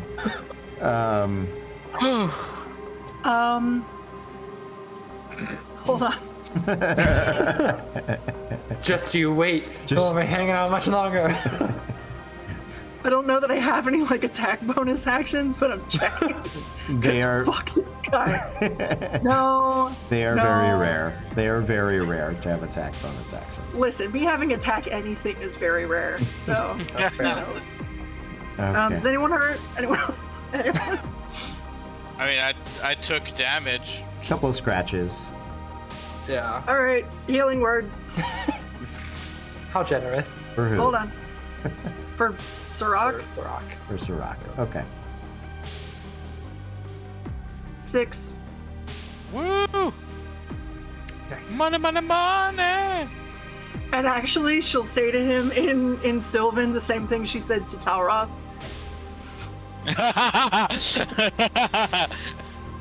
Oh no, my love, you can't die. That's not what she said, fuckface. I mean, he remembers it so weirdly, you know. Sirach, it's your turn. With those words of encouragement now coursing through him and confusing him, he runs up to the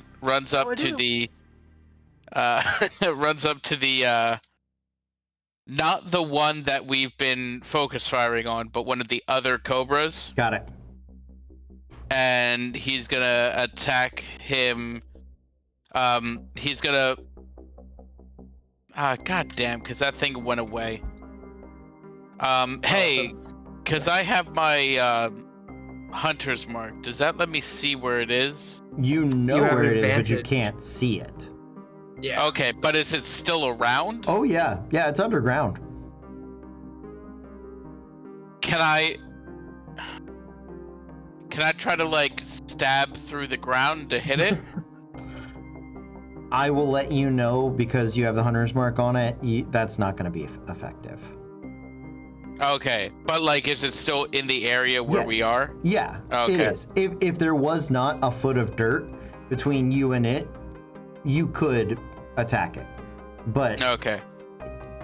nothing you're not going to be able to stab into the ground with enough force to damage it and make it through the dirt.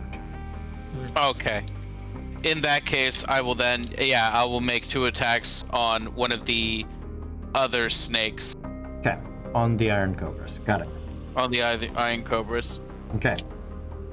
Okay, those are good. The lowest is a dirty 20. So then the both hit.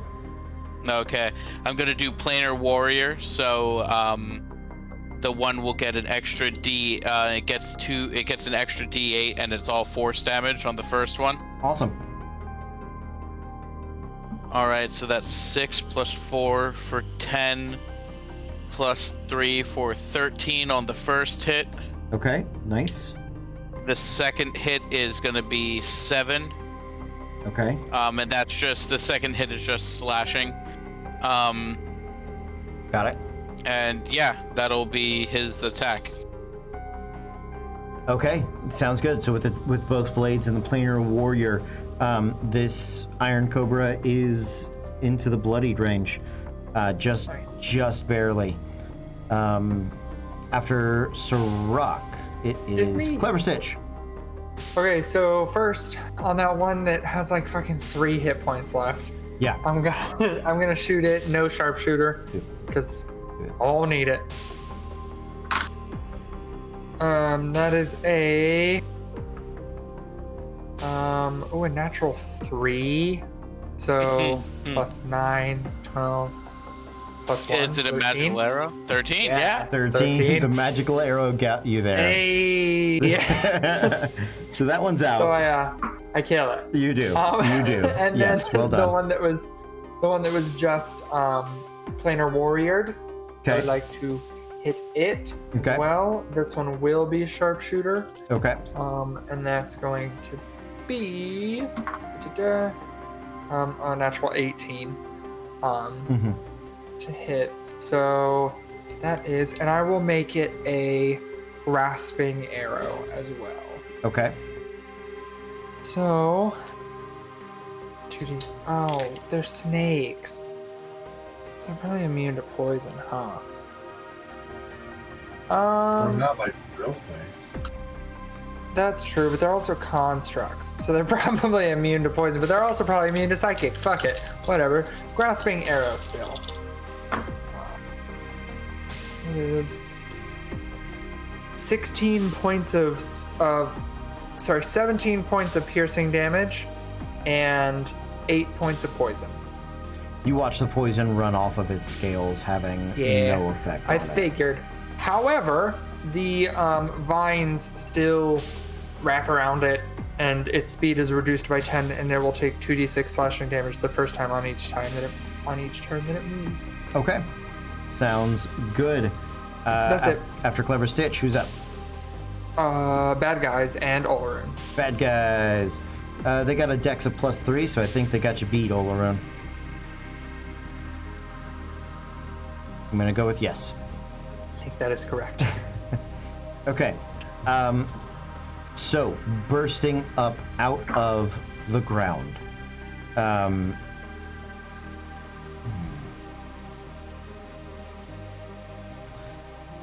The Bronze Scouts are going to initiate their lightning flare. So,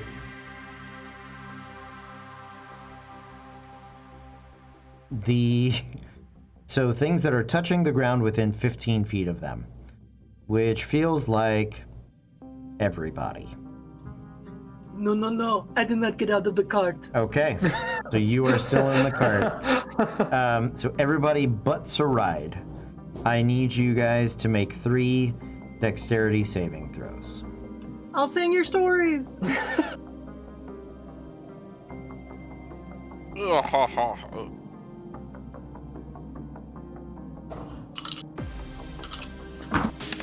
I got a 12, a 12, and a 22.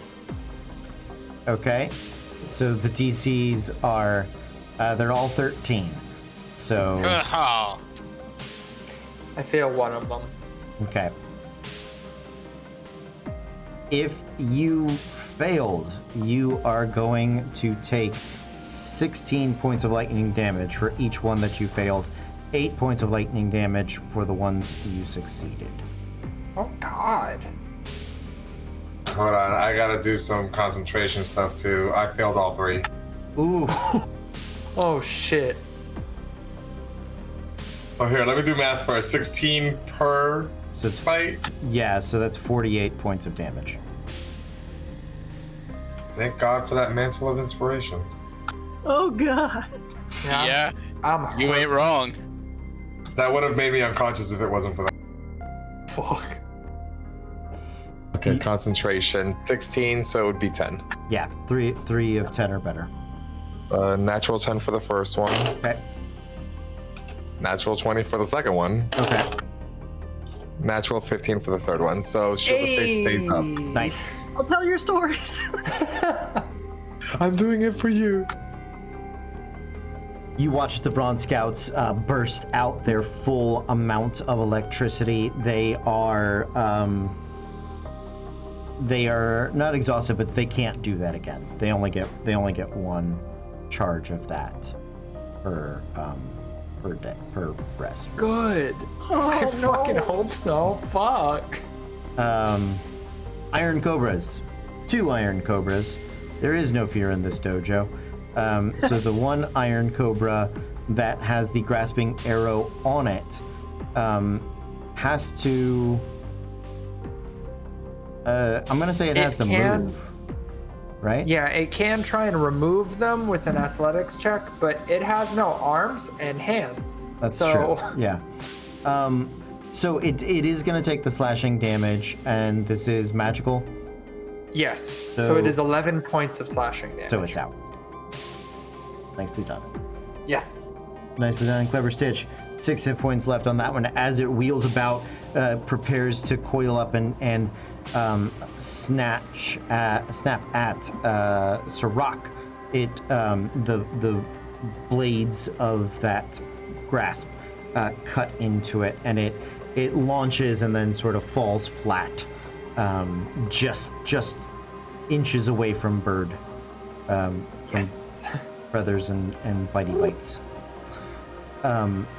Carlos? Okay, no, you're good? Okay, so last Iron Cobra, they are going to wheel about, and yeah, Sirach, you're the one that is closest to them, so they are going to make that attack against you. Bring it on. Natural 15 plus 5, 20 to hit. Okay, don't bring it on that hard though. Okay, so that is 6 points of piercing damage, and I need you to make a Constitution saving throw. Ah, yes, Constitution. Ooh, there we go. That was almost really good. 4. Okay. Roll me a d6, please. Oh, good. 6. You are paralyzed until the end of your next turn.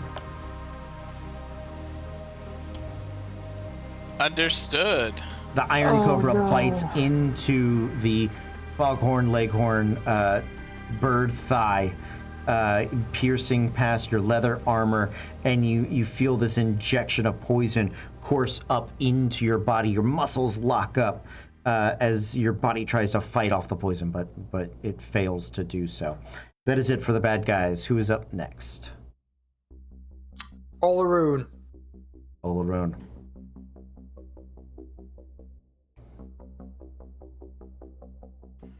Olaroon. Cole. Cole.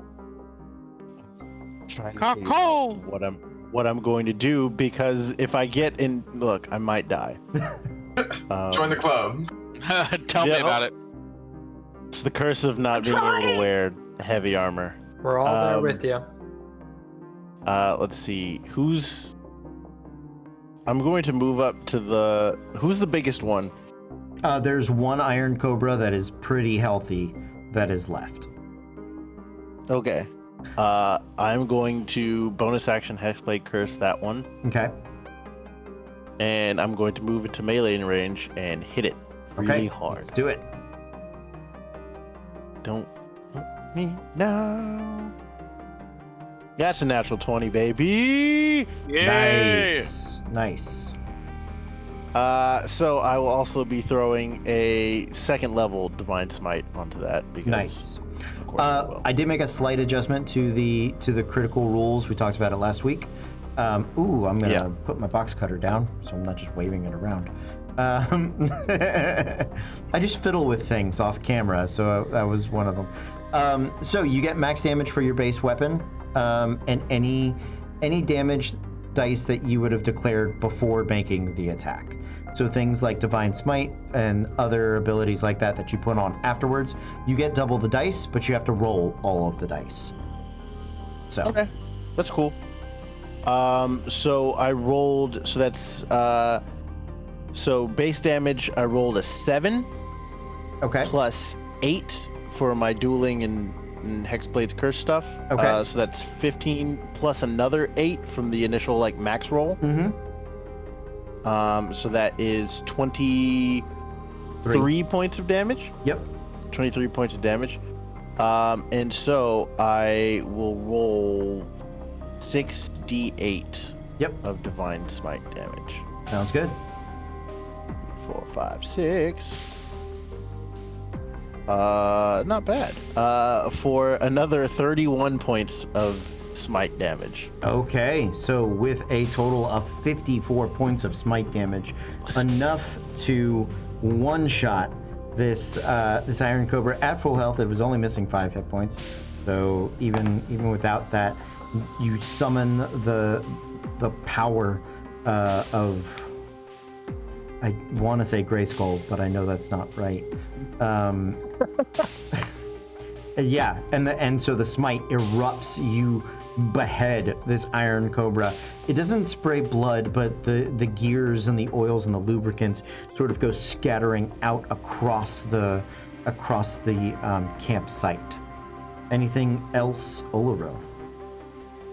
As it falls, I'm gonna turn to them and be like, going back to sleep. And I just start walking back to my Still got 3 area. scouts. There are more enemies. Still got 3 scouts. Yeah. Sorry. Forgot about that.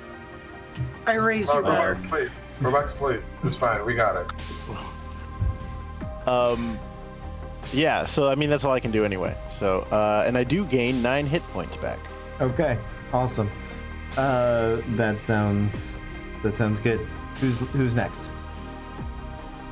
New round? This guy, I think I'm up. Okay, those in.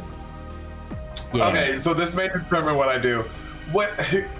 It's been months. Yeah. When we were dipping things, making them adamantine, that was a thing, right? Like Yeah. that wasn't a different campaign that I was in. Nope. Okay, great.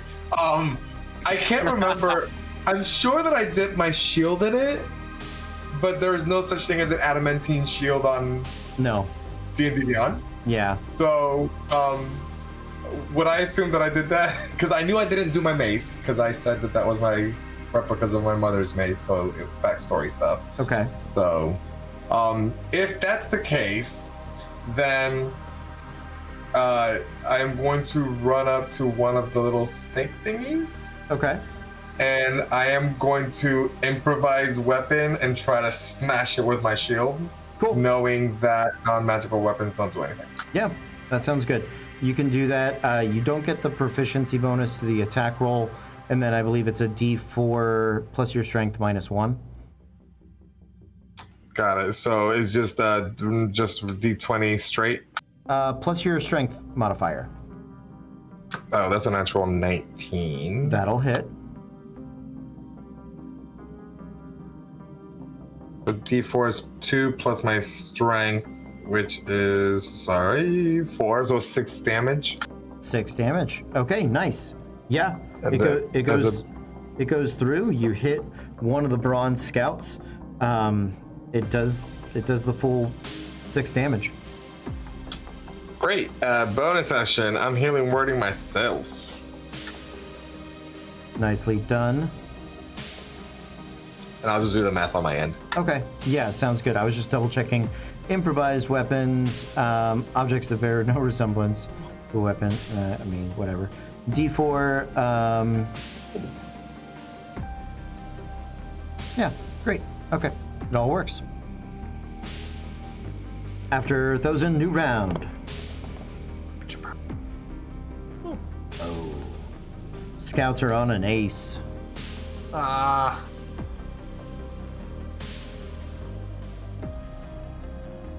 And all 3 of them are up. So it is going to be Olaroon, Serac, Thozen, in that order.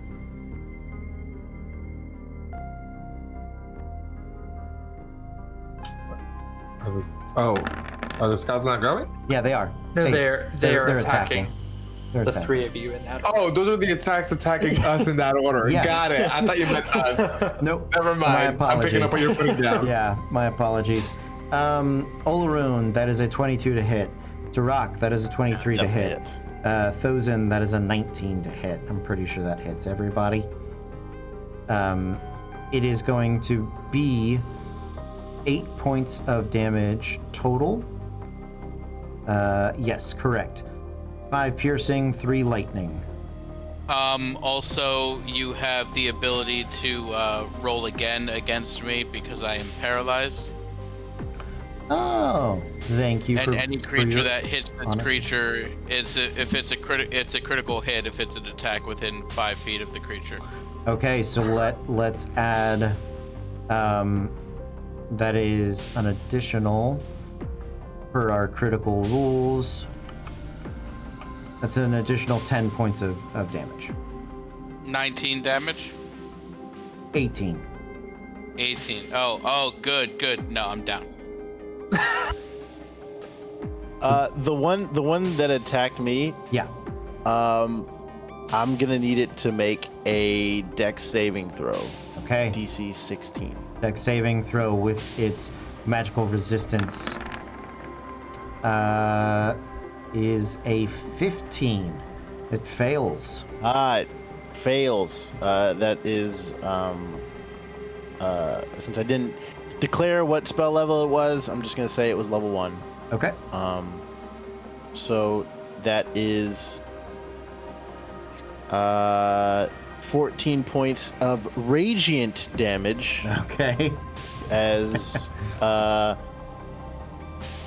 use it's not old, it's new. I haven't used it before. Heavenly Rebuke, which is the celestial counterpart to Hellish Rebuke. Nicely done. So, Heavenly Rebuke. Yes. That's going to take that Bronze Scout out.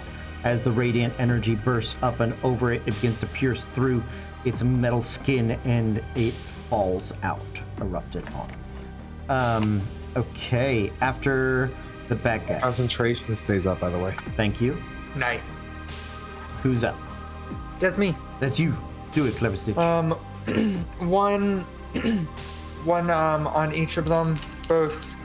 And what's it called? Sharpshooter. Yeah, the one that I always do. Okay. That is a natural 19 and a natural 8. Or, no, sorry, natural 18 and a natural 7, but plus the plus ones. I always forget. Okay. So both of those will hit. So that is... It's even the 7. Oh, wait, no. The 7 won't. I forgot because of Sharpshooter. Because that's 8 plus 4, 12. So that one will miss. Yeah. But the other one, however, is not very good damage. 16 points of damage. The 16 is enough to kill the attacker on Sirach. I'm going to say you Perfect. targeted that one first because he's the one that fell. Because he is unconscious. Yeah, so going for that guy. The one that is attacking Thozen, you try to take the aim and really hit that pinpoint. It shifts just enough, and the arrow glances on the side. Just doesn't get the penetration it needs. Dang. Who's up next? Olaroon. All right, Olaroon. So I it's 2 down. Stitch is looking rough. Well, not Stitch. Sirach is down. There's only one left, right? Correct.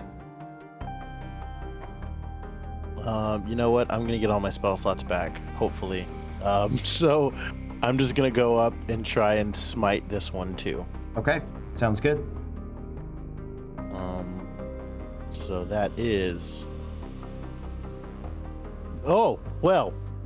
The duality of man. That's a natural 1. Oh no! No. The sword comes So swinging through. It's gonna hit the dirt. You feel it sort of ring and vibrate in your hand, and you feel a slight pang of guilt and disappointment as your patron goes, "Is that how you would use me? You would throw me in the dirt?" Oh no.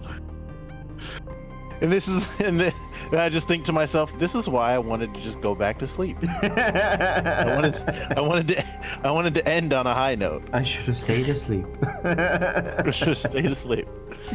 All right. Sorry about that, Olaroon. Who's up next? I think it's me. All right, Thozen, Yes. what do you got? So there's one melee on me, correct? Correct. Yours is the last one. Okay, I'm gonna improvise weapon with my shield one more time. Okay, sounds good. Natural 20. Ooh. Hey. Okay, so that is 4 points. You get to roll a d4 and add your strength to it. And then as a half orc, I took the savage attacker side of it. Awesome. So I do an extra damage Lit. die, right? That's correct. Yep. Yeah. So you roll 2d4. 1 and 1 No. plus 4 on strength, so 6 on my end. All right. So Plus the so max 10. of 10. Yeah, plus the max, so 10. Okay, so that one is up. It is barely holding on. Any bonus actions you would like to do? I'm going to use my I'm trying to think of the shield. Oh, that is a bonus action to use my shield. Push, isn't it? I believe so. Yeah. Then no, I'm not gonna do that. As a bonus action, I'm gonna cast Healing Word on Sirach. Okay. Thozen reaches out. A mystical word of healing leaves his lips as the energy flows over Sirach's body. His spirit rallies, and he recovers. 7 hit points. Nice. Yeah. That's a good For healing word. Yeah. All right. Shit. After. Next, it is Sarai. Right. Thank you. Is Sirach still paralyzed? He would be, yes. Until the end of Then this turn. I'm going to run over to him Okay. and Arwen forehead kiss him Okay. and cast Restoration. Okay. And then Lesser Mantle of restoration, Inspiration. I believe, is what you said. Yes, Lesser Restoration to take away paralyzed. Great. And then bonus action, Mantle of Inspiration for everybody. Mhm. Nice. And if I have any movement left, I'm running behind Thozen. If you use your reaction, you can move behind Thozen. I don't get those. It's Oh, you only 4 don't? people. It's for Then- everybody except for her. It's Then- everyone but me because I'm a fucking saint. What? Then no. Well, listen. You aren't awed by your own beauty. This is just an everyday for you. Can I you make her imagine look at my looking shield in the so she can mirror? see herself. You accidentally catch a glimpse of yourself in the mirror, and you're like, hi. It's like Medusa, but not stone, instead inspiring. All right, and last but Yeah, not least on the right. round is Sirach. So I'm gonna use my reaction. Mm-hmm. Well, you know what? I'm not gonna use my reaction. Well, yeah. You so might I'm as just well gonna use it to stand up. Yeah. No, I'm not using my reaction to stand up. I'm using half my movement to stand up. Okay. And there's only one guy left, right? Yep. All right. Should we hit him, or you know what? No, I'm feeling squirrely. I'm going to look back at Sarai and I'm going to say, "Thank you so much," and I'm gonna Misty Step 30 feet away, Okay. and just drop the swords, draw the bow, and kapow you for one shot. Okay. Let's do it. Well, 2 shots. Sorry. Yep. Okay. Ew.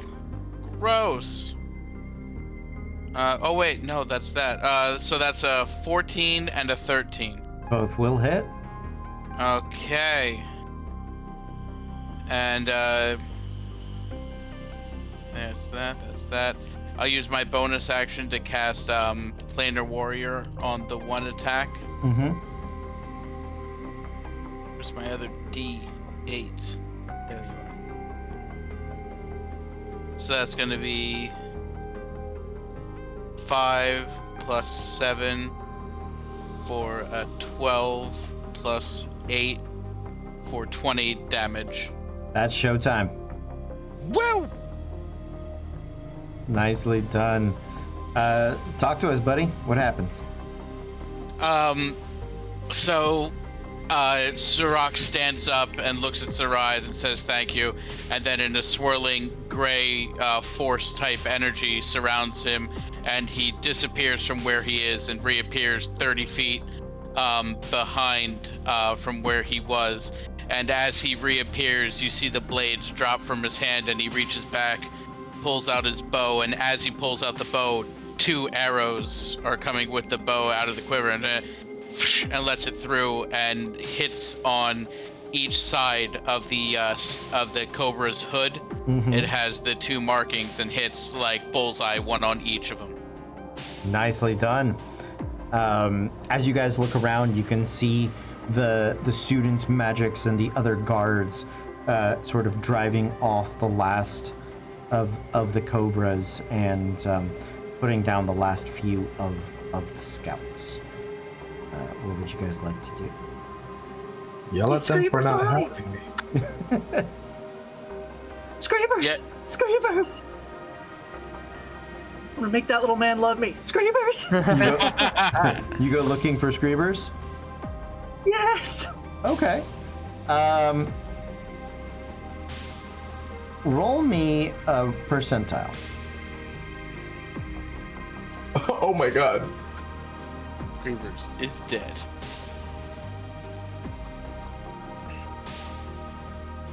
And right after he said all those nice things about me on my review. 6? A 6? Okay. Because it was a 6 and then 2 zeros, right? That is correct. Yeah. Yeah. Okay. As you are looking for Screebers, you come looking. Are you calling his name as you're wandering around? Oh no, she's like skirts up, slow-mo running. Screamers! Screamers! Okay. Sure. As that is happening, for comical effect, I would like you to make me a dexterity saving throw. Okay.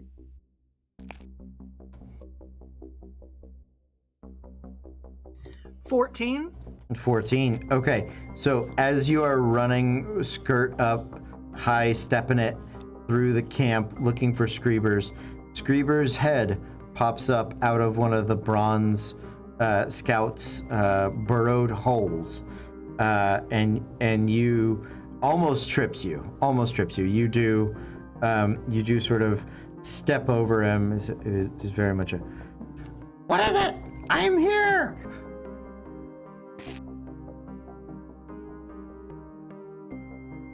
And Meg froze, and we lost her. Yeah. And that was it. She did. Oh no. I'm not gonna lie, when you He said sits on his Screeber's face. head, I was expecting it to be just his head. Oh no. He's more resilient than that, unfortunately. I like How Screebers. dare you? Yes, fortunately. Yeah, fortunately. I do like Screebers. Are you back? Let's do this. It is 9:44 at the moment. Let's take a 5-minute break. Let everybody's connections catch up and all of that. And we are going to be back right around 9:50. So thank you guys for hanging out with us. We are going to see you in just a few minutes. But until then, stay tuned. Welcome back, everybody. We are Random Encounter Productions. I'm Cody Stone. With me tonight, we have... Matthew, and I'm playing Clever Stitch, the Tabaxi Arcane Archer. Pew pew pew. Cole, and I am playing the unapologetically black ASMR Warlock Paladin, Olaroon Dawnseeker. I love you, Cole. I'm Megan, and I'm playing Sarai Landir, the Eladrin Glamour Bard. I'm Eric, and I'm playing Sirach, the Arakakra Horizon Walker Ranger. And I'm Carlos. I'm playing Thousand Fahrenheit, the half-orc tiefling forge cleric. Okay, so you guys had just been assaulted by Guardians of the Ancient Wonders here in the 4 Point Farms. You were able to repel the Iron Cobras. Those Bronze Scouts were far more dangerous than the Iron Cobras. I think only one person got bit by a cobra. So that was interesting. You guys have been recovering pieces from them. Just the metals are semi-precious themselves. So I will say that for each one, you guys pick up like, let's call it 20 gold pieces worth of material. So there's that. Screevers comes sort of popping up out of one of the bronze scout holes because they burrow underground. They are medium-sized. He is small, so he can fit in them. Sarai nearly tripped over him, but gracefully leapt over his head as he came up. Screamers, are you all right? Yes, I am fine. Are you okay? I mean, the others got a little banged up a bit, but did you get hurt? Did it bite you at all? Do you need a healing? No, I am fine. Thank you. Your offer of healing is much appreciated. But no, I am doing all right. I saw them coming, and then they were here, and I was like, whoa. And I thought, Screamers, for your next performance review, you said your goal was to not just protect the carts, but that you were to be more contributive. And so I thought, how can I be more contributive? And Screamers said, Screamers, you should see what's in the hole. And I did.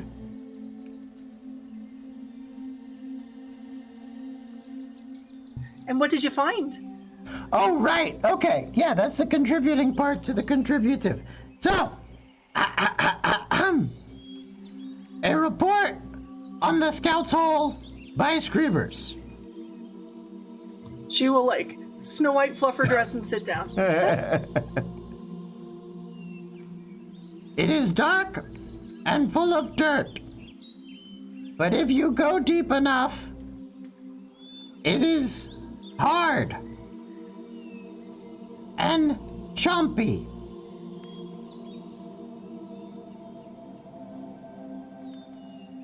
I did not go through the chompy. It was sort of not chompy, but like scroll. Oh, was it mechanical? Yes. Oh. Yep. About how far down?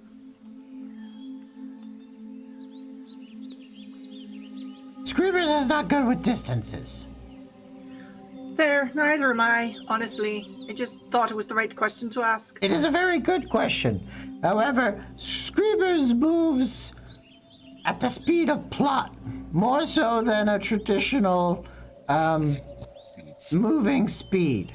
So, we should never really assume that what Screamers travels in a given combat scenario is reasonably travelable by other people. We will assume that Screamers knows the ancient magics of being in important places. Ah, right. Screamers of Clan MacGuffin, of course. Yes, I apologize. well, let's not use that word. That feels derogatory, or fourth wall breaking, really. That's fair. I don't feel like the world's really ready for that yet, do you? No. Screamers needs to be Screamers and not Deadpool, so, we'll stick with Screamers. Saride will stare into the camera like she's Jim on The Office, and then go join the rest of them. My apologies. Anachronism. Anachronism. I want Screamers to be able to give you guys information like that and stuff, but it's also like 3 rounds of combat. How far could he have realistically gotten? to have 3 rounds of combat and then be back, you know, having explored something. So we'll say in reality, it's probably he doesn't come back up for probably 5 minutes after the fight. When I get back, how is everyone else looking? Around the camp. Like us, how are you all looking? I mean, I'm not looking great, but I think if I finish my rest, hopefully, I would look better. Nothing a good rest won't take care of. Oh, all right. Yeah. Well then, can you get some? Is it safe to go back to sleep then? Hopefully, I will finish my rest and tend to my wounds, and then we will hopefully finish the rest of our rest. Yeah, Well- you all go to today. sleep. I'll watch out. No, I'll stay up with you, and then I'll. You need to get a full night. I'm up now. It's fine. You sure? I'm sure. Okay. I kiss her on the forehead and go to bed. You guys spend Night.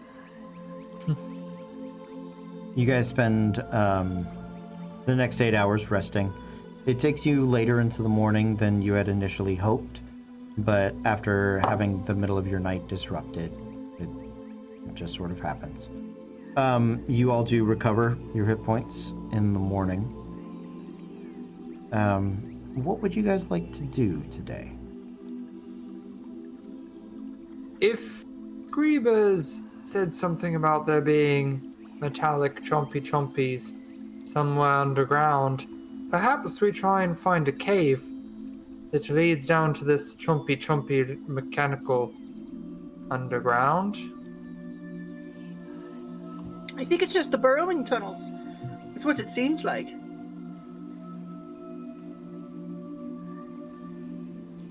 I mean, Do we we could go think back to the one that he popped out of. Yeah, I mean they were medium-sized creatures, so possibly we can fit in their tunnels, or is that a little? Looking at the tunnels, you guys could fit in them. It is a little tight, for sure. So they're medium-sized creatures, but they're not of medium-sized creature like height, Sure. right? So it's sort of like working like a dwarven tunnel, right? All of you, except for maybe Sirach, although his wings are very big, his height is actually pretty short. The rest of you guys are gonna be like hunched over. You're gonna be doing the universal video game sneaky walk, which no human can do for more than like 10 feet before they're like, God, this is awful. I'll just be found. Come on.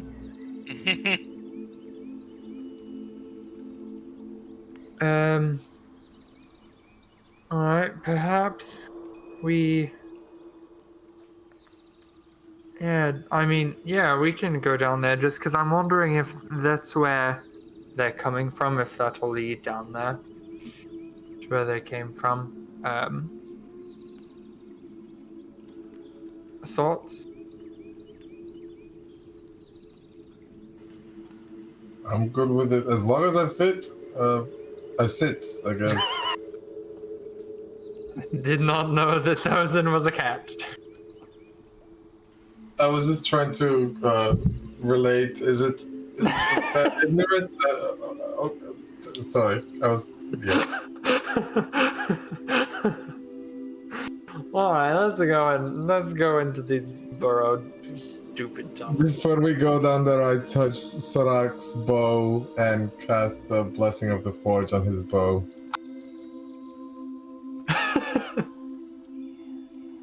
+1 to, I think it's damage only. I don't think it's the actual. I'll double check, but your bow's magical. Woo! Who is leading their way into the burrowed tunnels? Probably Sirach. or Clever Stitch? Sirach, you have a better perception than I do, and we're both relatively sneaky-ish. Yes, I like the sound of it. Goggles. Okay. What's the order? Who's second? Clever Stitch is second. Who's third? Okay. Third. Riot is third. Who's fourth? That could be fourth. Okay, so Olarun, you're bringing up the rear. Sounds good. Okay. I'm gonna turn back real quick. Wait, Clever Stitch, are we trying to be sneaky as we go through here? I have no clue. Do we want to be sneaky as we go through here? We can try? Well, only because I can help with that. Ah. I mean, it can't hurt, although... And he's gonna lean into Sirach. Two of them are really, really loud and clanky. So I don't really know. Yeah, maybe that. I will do it. With that being said, I'm going to cast Pass Without a Trace on us. Perfect. Okay. Sounds good. We get plus 10 to our stealth rolls. Nice. Nice. So the tunnels are about 5 feet in diameter. They are mostly round. So everybody that is taller than 5 feet, guess what? You're squatting as you're making your way through there. Sirach, you are keeping your eyes peeled. Your passive perception is more than enough. You can see the divots and the breaks in the... What's up, Olarun? Did you have something? No. Oh, okay. Sorry, the stretch looked like a wave for attention. So, as you are making your way down into these tunnels, you can see the divots where the bronze scouts, they're like those wheel things that you see, their version of legs, sort of pierce into the dirt and the rock and stuff and give them the ability to climb around. You can also see where Screever's his little claw marks and foot marks have been made. It is about 5 minutes. Let me rephrase. It's about 3 minutes in when Sirach, you see that the tunnel takes a sharp turn. What has been sort of maybe like a spiral or a weave and like a little bit more of like a serpentine kind of thing, very much becomes just like a straight like waterfall slide drop down. And actually the sharp incline that leads into it. So you can see it's about 20 feet of like slip and slide incline down, and then it looks like it levels off into a just like a drop. Okay. So it looks like we got about a 20-foot drop coming up. Do we want me to try to like glide down and check out what's at the bottom of that before we send everyone down? Can you, with how cramped it is? I mean, I could try. If you want to, I will back you. If you fail, I will climb down and try and help you.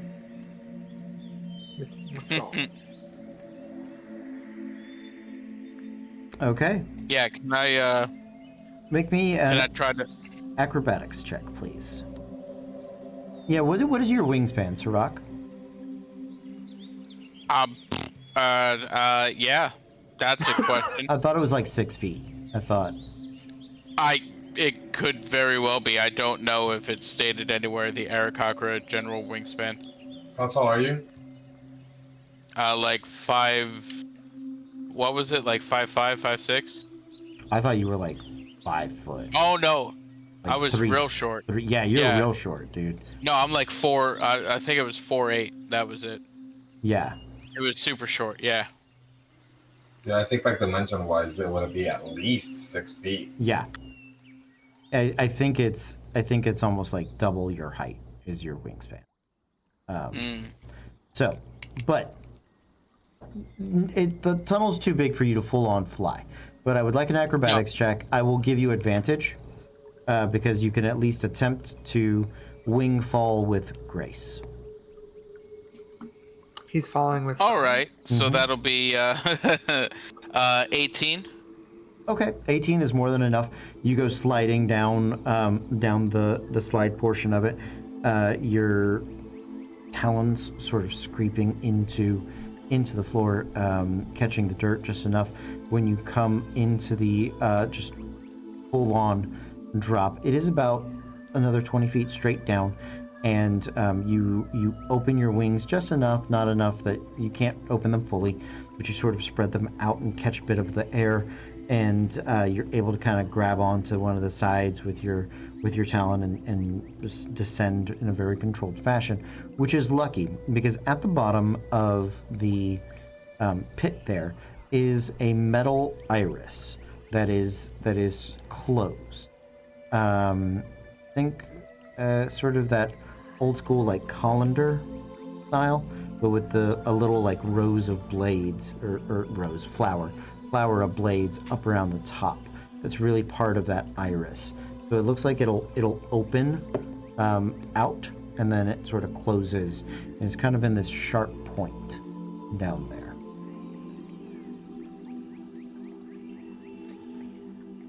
Make sure you come down carefully. There's a big piece of metal at the bottom of the slide. It looks like it might hurt.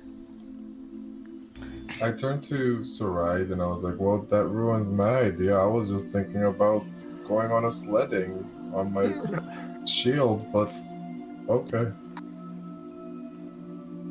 That sounds better than just straight falling into knives. I mean, I have rope. How long have you had rope, Stitch? Always. Always.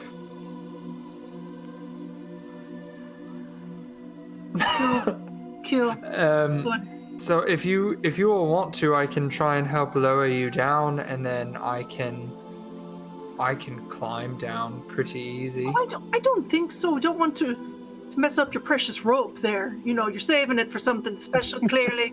Not for this. Climbing in moments of peril. So please keep it in pack, and we're gonna take our try our He luck. had wings.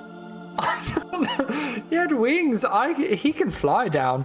I can, but you all don't have wings or claws. Claws. Seeing how upset Sarai is, I'm gonna take my 50-foot of rope that I was pulling out of my bag and slowly put it back in my bag and be like, Anybody else got a rope? I'm gonna fucking show.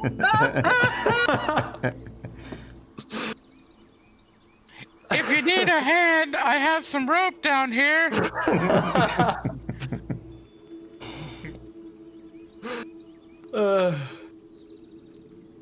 So yeah, It's fine. We can use the rope. which one? I would like to real quick ask a question. Didn't you guys get a rope of climbing at one point, or is that a different game? Okay. hold on. Hold on. Yes, it was us. Yes, we do have a rope of climbing, Really? actually. I thought we and it sold it. I hope not. I don't think you did. No. So hey, we got a rope. Well, fucking hell! When was someone gonna remind me about the rope of climbing? I forgot that it was in. I forgot that it was in the handy haversack. I apologize. Yes, I am, Stitch. I'm really just a pretty face and I say nice things. That's it. It's your job to make sure my lily white ass doesn't fucking get spiked down there. Turns out it's actually in my possession, so I will pull it out of the handy haversack. And here's the rope of climbing. Oh, I mean, you have to anchor it to something. It'll knot itself for you. Yeah, I will give it the command word to knot itself, and then let me see. I don't I think just we remember have... you guys being super excited about getting the rope Because- of climbing. Rope of climbing is fucking baller as shit, but we Yeah. haven't needed to use it since we got it, so I forgot about it. From the looks of it, you're not the only one. Yeah, Yeah. I think all of you forgot about it.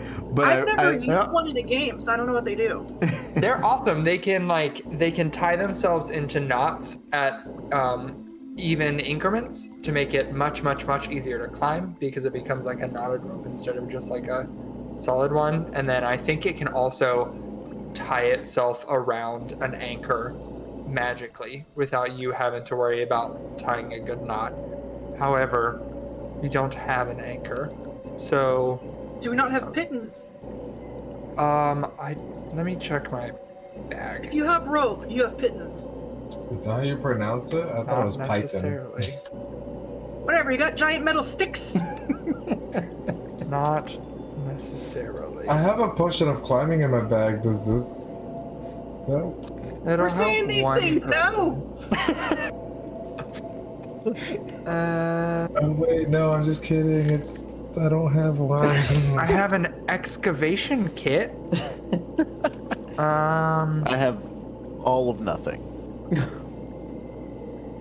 I love could've that Maybe if sworn you. one of you had a potion of climbing, or maybe a rope of climbing, it would make this easier for you. I could have sworn that I had that pittons came in a adventuring gear thing, but apparently not. I think that's the Dungeoneer's pack. Oh yeah. We have climbing packs, though. We got them. We got them specifically when we geared up. Oh, then perfect. Then we have them. So we put one in the ground, rope of climbing around it, and voila. I'm so glad you said that, because I was about to tease you guys mercilessly that you had 3 like solid episodes of shopping and buying things And that you didn't pick needed up fucking and pittance. and knew there were mountains in the way, right? Like No, that's why. I Yeah. remember Olaroon and Talroth specifically got climbing gear. Yep. Yeah, and I picked my next favorite terrain as mountains. Specifically for this. God damn it. Someone just lower me down this damn hole. Listen, it's the rope of climbing has knotted itself. Yes. It's tied itself around a pit and climb down. That's fine. You guys, you do climb down safely. Well, so here's the thing. I will say that Sirach plus maybe one other person can stand at the bottom of the 5-foot area. Like you're kind of squeezed in there. So you'd be kind of pressed up against the blades or like standing on the sides of them. It is closed at the moment, that iris, that bladed iris. So other people can look and be like on the rope. Clever Stitch, you can cap haul onto the side, right? But you can't really put more than 2 people at the bottom of it. So how would you guys like to? You all get in the cylinder. Let's go ahead and call it that. So you can at least kind of see a little bit, maybe past your friends. If we are sticking with the same order, then it is Sirach and Clever Stitch down bottom, Olaroon and Thozin on the rope of climbing. Saride and Thozin on the rope of climbing, and then Olaroon probably still up top. Apparently, we have a chime of opening on the loot sheet. Yep. It can be used up to 10 times before it cracks and becomes useless. And I have no clue how many times it's been used. All right. I believe it had 4 charges on it when you got 4 it. charge. Okay. I know got that it. we haven't used You it. have not, no. But I believe Gotcha. it was either 4 or 6. I want to say 4.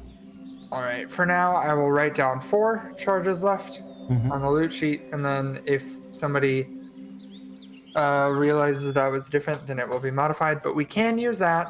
I also don't mind just giving it a look-see and seeing if it can be opened mundanely.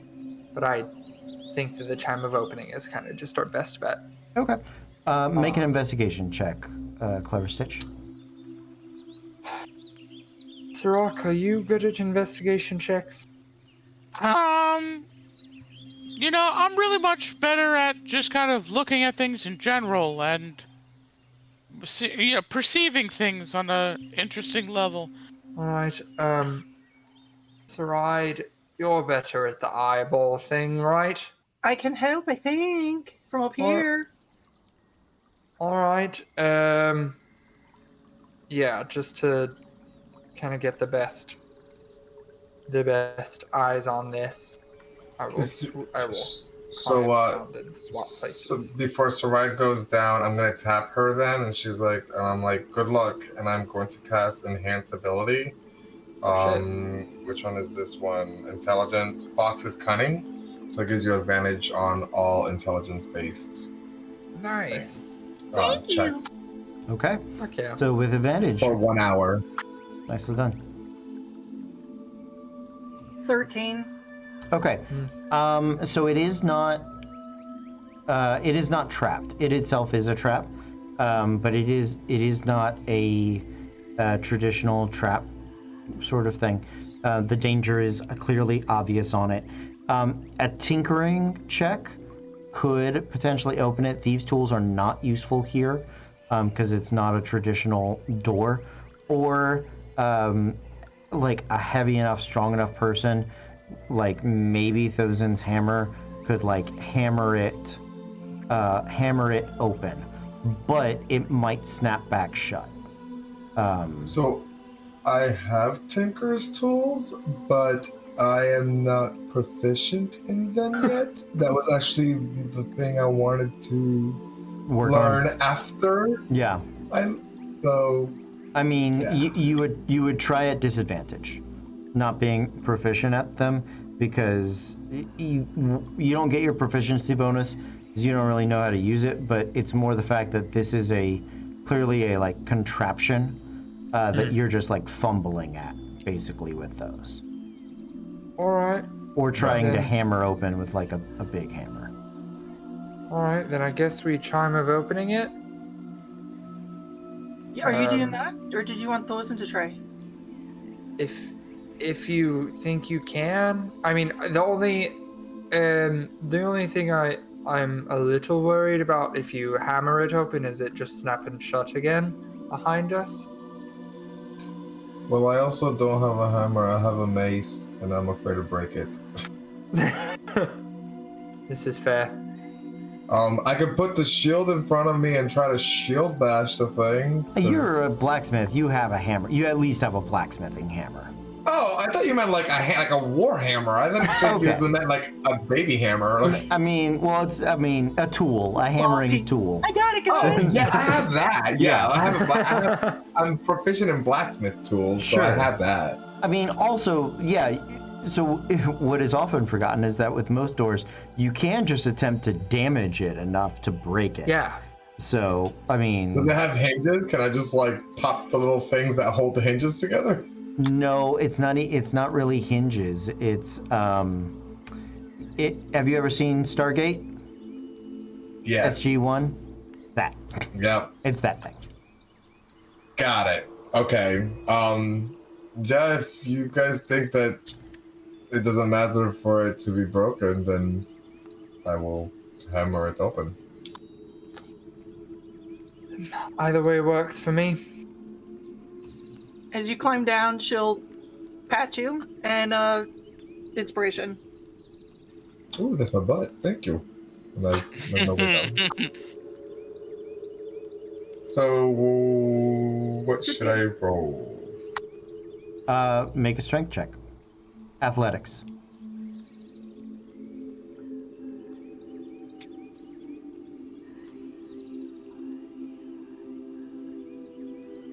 That is a 14? Add your inspiration.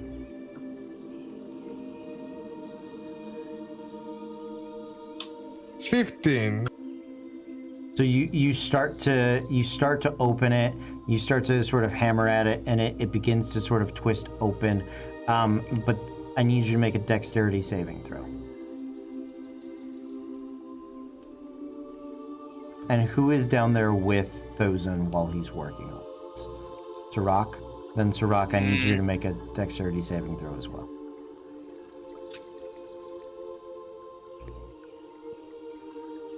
So it's 15 Mm-hmm. without the shield master's bonus. You but can't use your shield at the moment because you're using both hands to work on this. That's what I figured. So it's a 15. 15 still succeeds. 15 is the DC. Okay, I got 16 on the dice, and that's 16 plus 7, so it's 20, 22, 23. Okay, so you guys are both going to take half damage on the piercing damage, or slashing. Excuse me, slashing damage. So that is 15 points of damage halved to 8 as the blades snap back up. You guys dodge out of the way, but it still catches part of your thighs. You can feel it sort of pierce in, and it has. You're lucky, Thozen, if you roll real poorly on that, you could see where you were like trying to push it open, and when it snaps shut, if your hand or any part of you is in there, you can lose a limb. So if you fail the DC by more than 5, there's a chance to lose a limb. Next time I'm trying it with my feet because I need my hands. Yep. Do you want to try again, or you want to use the chime? Let's use the chime. Time. I guess the chime. And I start switching places with Stitch again and make my way up. We strike it as an action and point it at an object within 120 feet that can be opened, such as a door. Mm-hmm. It issues a clear tone, and one lock or latch on the object opens. Okay. Great. It's like noises off with us switching spaces in this little Yeah, it's cubicle and climbing back up. it's the worst RPG puzzles where you have to keep switching party members to move them out of the way to get to the party member you need. Yeah, I know. I'm sorry. So It's the parking lot game where you have to move one car in order to move the other and then try to get the car out. Yep. The chime rings out. It is a loud, clear tone in this dense space. It's nice that the dirt is soft to sort of absorb that sound.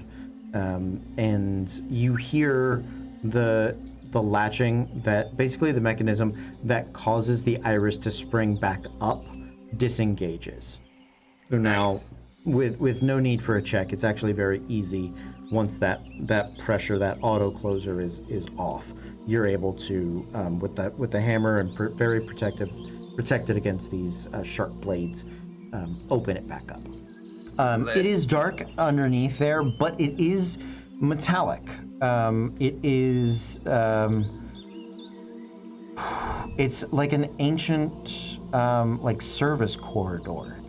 The ground it is lined in concrete and lead, you think, maybe. There is a ominous sort of red glow that is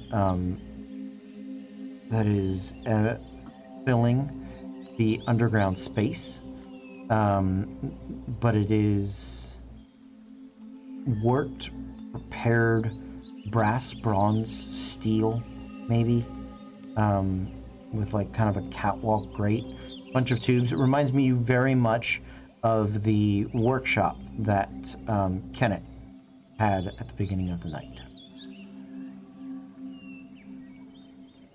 The orc. Skull and Kenneth. Huh.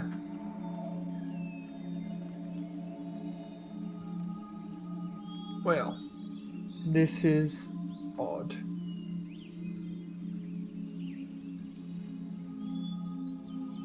I guess let's keep going. Okay. As well. You descend into the tunnel, and the latch behind you is disengaged.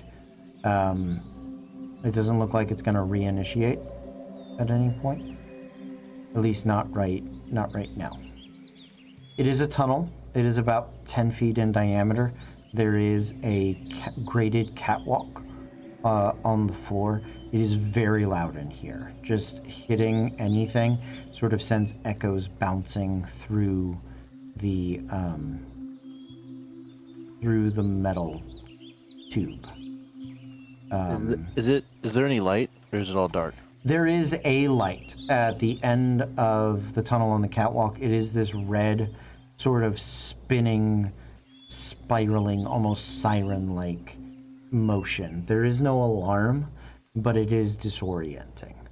The tunnel travels, let's say, east to west, and you guys are standing about a quarter of the way from the west side. That would kind of travel a little further back east. It looks like there are some additional corridors that would travel north and south as you are going, but this tunnel stretches at least 120 feet before it terminates into a T.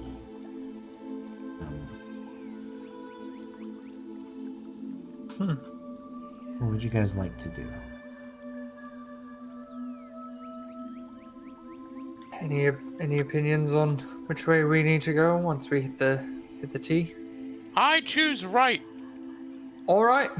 I'm trying to. I feel like we don't have any direction on like which one is which, so I guess we choose, follow that as far as we can, and then if we have to, turn back around and go the other way. I'm trying to think if I prepared locate object, because if so, we're looking for like the objects that I saw at that guy's when he told us to come here, right?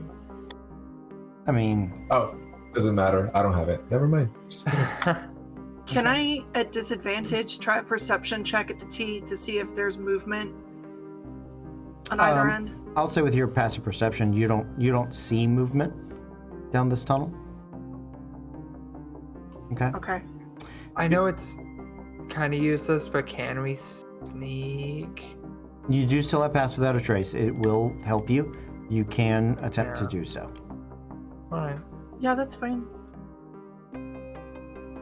Hey, that's good. Yeah. A to 19 plus 7 for 26 plus 10, 36. Nice. 27. 34. 16. Poor guy. Oh, baby. I Olaroon? rolled a 4.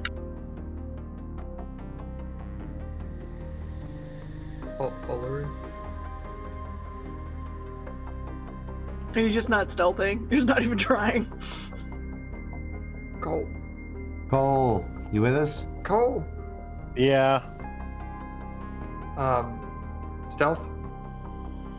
That is not good. Because it never is. You do and have it's a plus 10 from. disadvantage. You do have plus 10 from pass without trace. Natural one. Ooh. So 11? So At least 11. Yeah, it's a 12, but like I roll with disadvantage. Did I roll double ones is the real question. No, I rolled a 1 and a 9, but Well, I'm changing my dice on D&D Beyond. as you guys are traveling, Olaroon's footsteps are occasionally heard, so are Thozin's, but what makes more noise in general is the shifting of the graded floor, and the pipes and things that hold it up. It seems to have a little bit of give to it, so it's kind of a noisy catwalk anyway. As you guys are making your way down the tunnel to the east, before you go the 120 feet, at 30 feet, there is a path that leads to the south.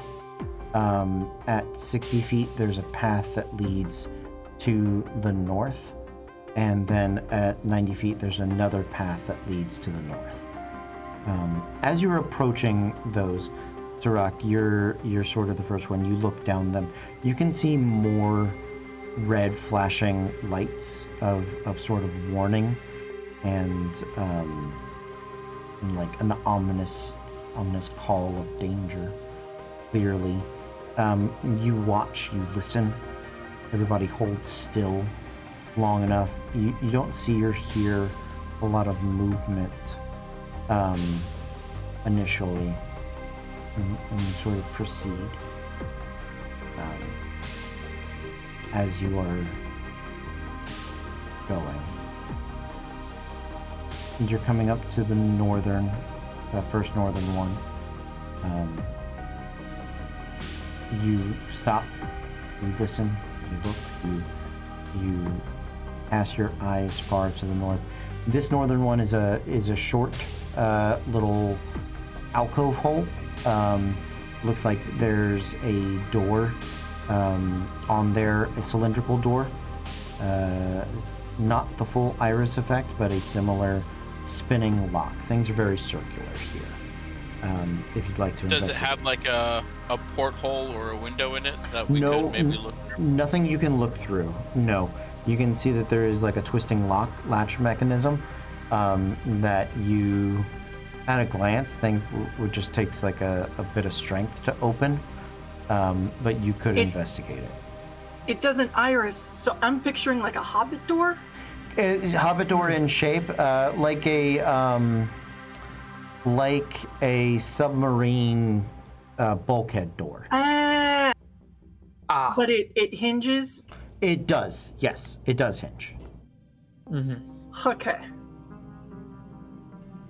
Okay. If this is similar to the first one, would I be able to do a tinkering check, you said, with a disadvantage to try to open it? Looking at this one, you don't know if it's locked, but it is very different than the first one. Okay, then never mind.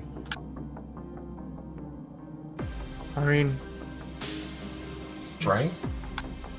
Yeah, there's like a wheel. There's a handle wheel. yeah. You can Yeah, do. Might, Yeah. might as well. Do we want to? I apologize. Whenever we were looking at it, did we notice any traps? Nobody's Good call. investigated it, so Oh, I wait. can investigate it. Yeah. yeah. So Ride has Well, advantage. so Ride has Fox's cunning. Yeah. So Oh, yeah. slide. Investigation. Please. What do your specialized see? –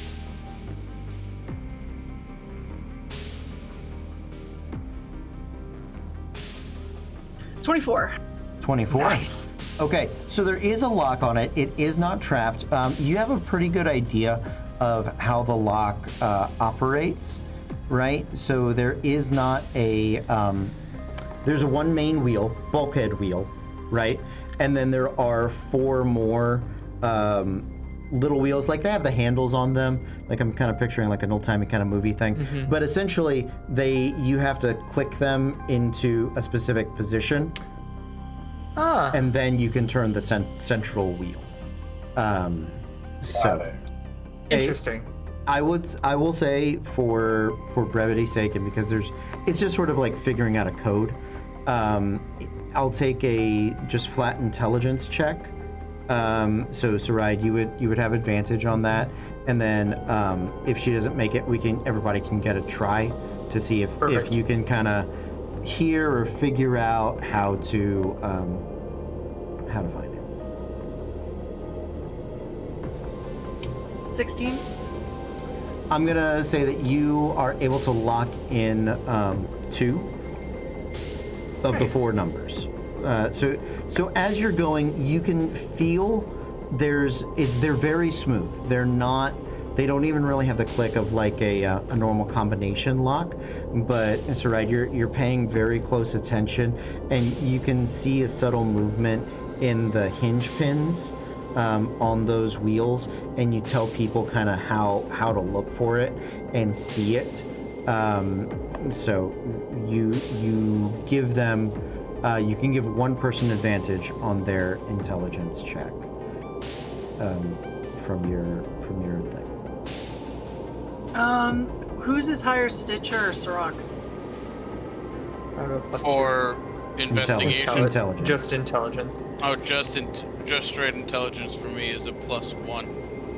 Is anybody else smarter? I have a +2.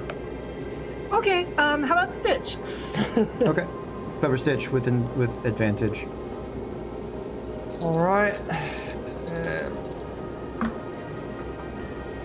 A 19. 19. Nicely done. Yeah. So you're able to lock in the next two, the last two numbers, and you can feel the wheel. It's not going to take a lot of strength to it. You could open it, or somebody else can open it. It is up to you. 1000, it's your time. My moment is up. Your moment. And It's I'll here. grab the wheel. I'll turn it. Okay. Does Yeah. anyone open No the strength pickles? check needed. You're strong enough, especially with the lock not being on it. It turns. It creaks a bit. Just sort of the metal on metal hasn't been greased in a while. So- door. We unlocked it and he just turned the handle. Yep. Yeah, pretty much. It's literally like we loosened up the pickle jar and he's the one that did the final. You guys, I Okay. did it. Yeah. All by myself. Thousand's not actually strong. It's just the rest of us propping him up and setting up like very specific fight dominoes. You Yeah, all give me buddy, strength. Good job. Yeah. You give me strength. Oh. So yeah, the wheel turns, the gears begin to shift, the hinge pins all sort of twist in. You can see the lock collapse down in on itself. The door itself is very heavy, though. While the wheel is very light, the door is very heavy, and there is sort of this vacuum-like seal effect that is in the door. And as he opens it, there is the sound, sort of a pop, like a rush of air filling that room as it goes rushing in. It is dark in there. There is no light in this room. So does everybody have dark vision? Not that guy. But he has the goggles on. He has goggles. So Oh everybody's good. yeah, I forgot. Nice. So immediately inside it turns from where you're looking to the right, which would be further north, let's say. And the grate continues, and as you guys come stepping in, Thousand's going first, or are we going back to the original order? I'm fine either way. I'll go first. Why not? All right. Okay. Why not? Thousand, you go stepping in, and as you are walking along the grate, you turn to the north and you proceed in about 5, 10, 15, 20, 25, and about 25 feet. You hear a low hum of sort of magic begin to fill down from beneath your feet, up and around into the walls. It's dark, and even with your dark vision, you're having a little hard time seeing along the walls. The walls are further away than your 30, 60 feet of dark vision. You can kind of see you're just kind of at the edge of it. But it begins to light up from the bottom, and you can see where you're at, there's a row, and then a row above them, and then more rows down below. A second, a third row, a fourth row. And they are these... They look like jars, liquid jars. Sort of old-timey brass and wood, ingrained with filigree and really twisting with magical runes of silver and blue, and the jars themselves sort of begin to alight. Is this something that's within reach of me? Like something I can touch? No, but what you do see is that along the catwalk, as you are going, there look to be runes on the handles there, and they seem to have controls that the handrails of the catwalk are not thin. They're at least about a foot, right? And so they have what looks like, wherever one of these jars is, in front of it has a series of runic like buttons, like a little control panel on it, for for a wide variety of things. You guys can all see this now as the lights begin to pick up. The catwalk in depth, as you're going down there, is 200 feet, maybe a little more. There's a fair number of these like jars, and they all sort of bubble, almost like they are filled with carbonated, like something carbonated. Some of them are a little thicker, like a jelly. Some of them are clear, some of them are blue or green.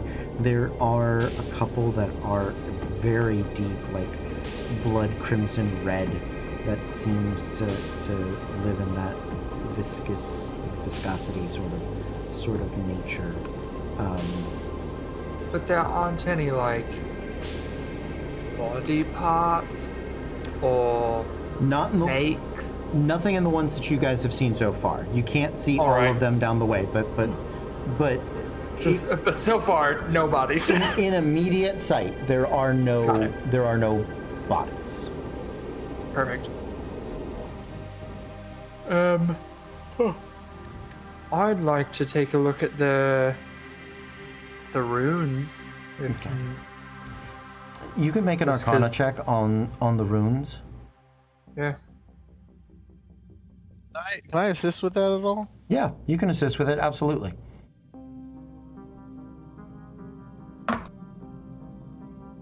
Uh, 21. 21. Okay. Some of the magic runes are pretty straightforward. What languages do you speak? Common and Elvish. Okay. Yeah, but you're also familiar with arcane writings. You can recognize like a draconic rune. You can recognize a primordial rune. You may not really understand what all they're saying, and they're not used as like words. It's a little more like shorthand for certain types of magic. So you recognize on the panel there are a few rows. Looks like one row is of like functional commands, right? Like fill, drain, feed, stop, pull, which you think would bring it like closer to you, return, and then there are some controls to like shift them in order and place, right? And then the next like two rows, because you only speak Common and Elvish, you don't really understand what it is, but you think that they are in some ways like indicators as to what is in them, or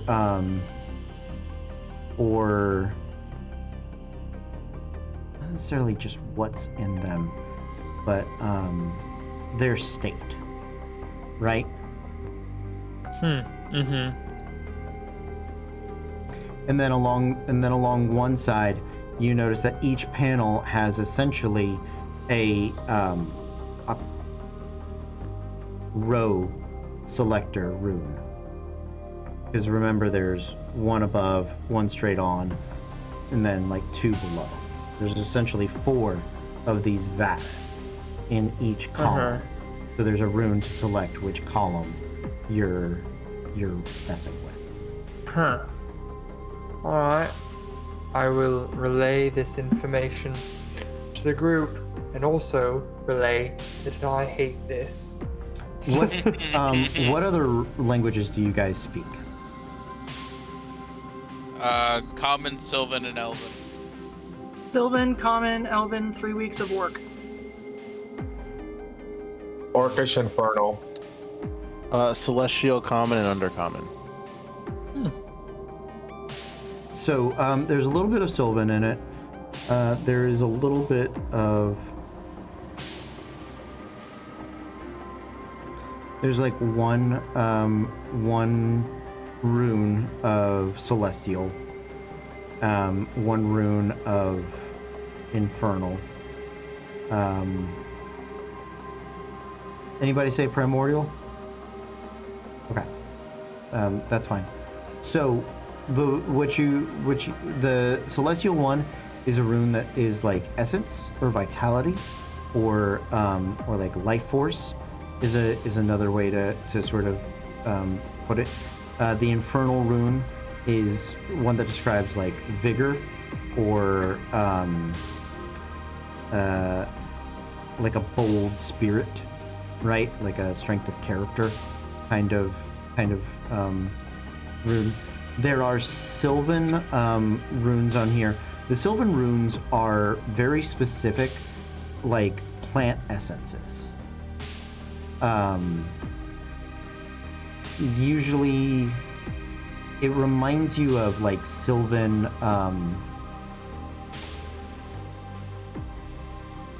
It reminds you of like a Sylvan baking recipe. So I imagine. I hate that. I imagine Sylvan, like Fae or like fairy baking, even though it is. I like to think of it as like metaphorical gastro scientists, right? So like the people that are like, they don't tell you need salt, you need like sodium chloride, right? But in Sylvan, instead of saying the element, right, instead of the like chemical makeup of sodium chloride, it's like the season enhancer of spring and mines and from the sea, right? Like it's. Oh God, we're an MLM. I think that would be, in my mind, that's kind of how like fairy or fae folk would bake, but instead of saying like, you know, like I said, instead of vanilla is not, you know, it's not the word for vanilla, it's whatever the like fae version of the chemical makeup is. Do you know what's crazy is I actually, when I was still practicing Wicca, I have so many recipes that are just like that. Yeah. For food. Mm-hmm. Oh, it's yeah. Like you basically have to translate it and be like, oh, it's lamb stew. Fucking just say that. Oh, you just wanted salt. Okay, got it. This is why they burned us. I get it now. I fucking get it now. You pretentious bitches. God damn. For a second when you said, you know what's funny? I thought you were gonna start spouting off the chemical like makeup of vanilla. Same. Same. Thank you for thinking I'm that smart, y'all. No, just Hey, is that Fox's cunning, man? So yeah, I mean, to me it's that, but it's also the people that are like, I'm gonna make a shot, but make it into like a Jello ball that I can scoop out with a spoon. So it's the Venn diagram of those two things put together. So you guys. Either way, it's pretend as hell. Yeah, you guys at least have an idea what is in here. Gross. Nightmares. Let's leave. Anything else you guys would like to do in this room? I'm making notes of all of it. Okay. The runes that we can't quite figure out, I'm writing down anyway. The Screever's Might or Wyatt or someone. Okay. Yeah, I was about to say, do the runes look like it's a simple press the rune and it activates, or does it require some sort of magical activation as well? Like, can we get a like a rubbing of these to make sure that we get exactly the correct runes, even the languages we don't speak, or will that activate shit? I will say you probably can't get a rubbing, but you can write them down. You can copy them. Perfect. Well enough. Yeah. Alright. Then I will let Saride continue the copy. As you guys are preparing to return to camp with this information, just behind the door before it closes, you hear the loud glug glug bubble of something that begins to drain. And that is where we are going to end for tonight. Oh, why would you do that? We're all gonna die. Oh, I hate everything about that. I didn't get a This whole rest. place. Well, What? you guys Yeah, you're gonna make it to the surface at the very least. You guys can't, because we don't know who's on for next week, so we may be able to switch you guys out. But I wanted a little bit of a cliffhanger to know that something is happening down here. I like it. So the mystery at 4 Point Farms continues to grow and thicken. Burn it all. I hope you guys are enjoying it. I had a wonderful night. Yeah. I hope you guys did too. Yeah. Yeah. Everybody watching at home, thank you guys for being here with us. Check us out on the social medias. We are going to do a giveaway this week. We are also working on some new pin designs, all those fun things. So keep your eyes peeled for that. And we're going to try to put together some new shows for the fall. We are going to figure out what we're doing with Eberron. So that still is a bit of a question as we try to figure things out. But thanks for hanging out, guys. You're all fantastic. We love you very, very much. We're going to see you guys next time. But until then, be cool.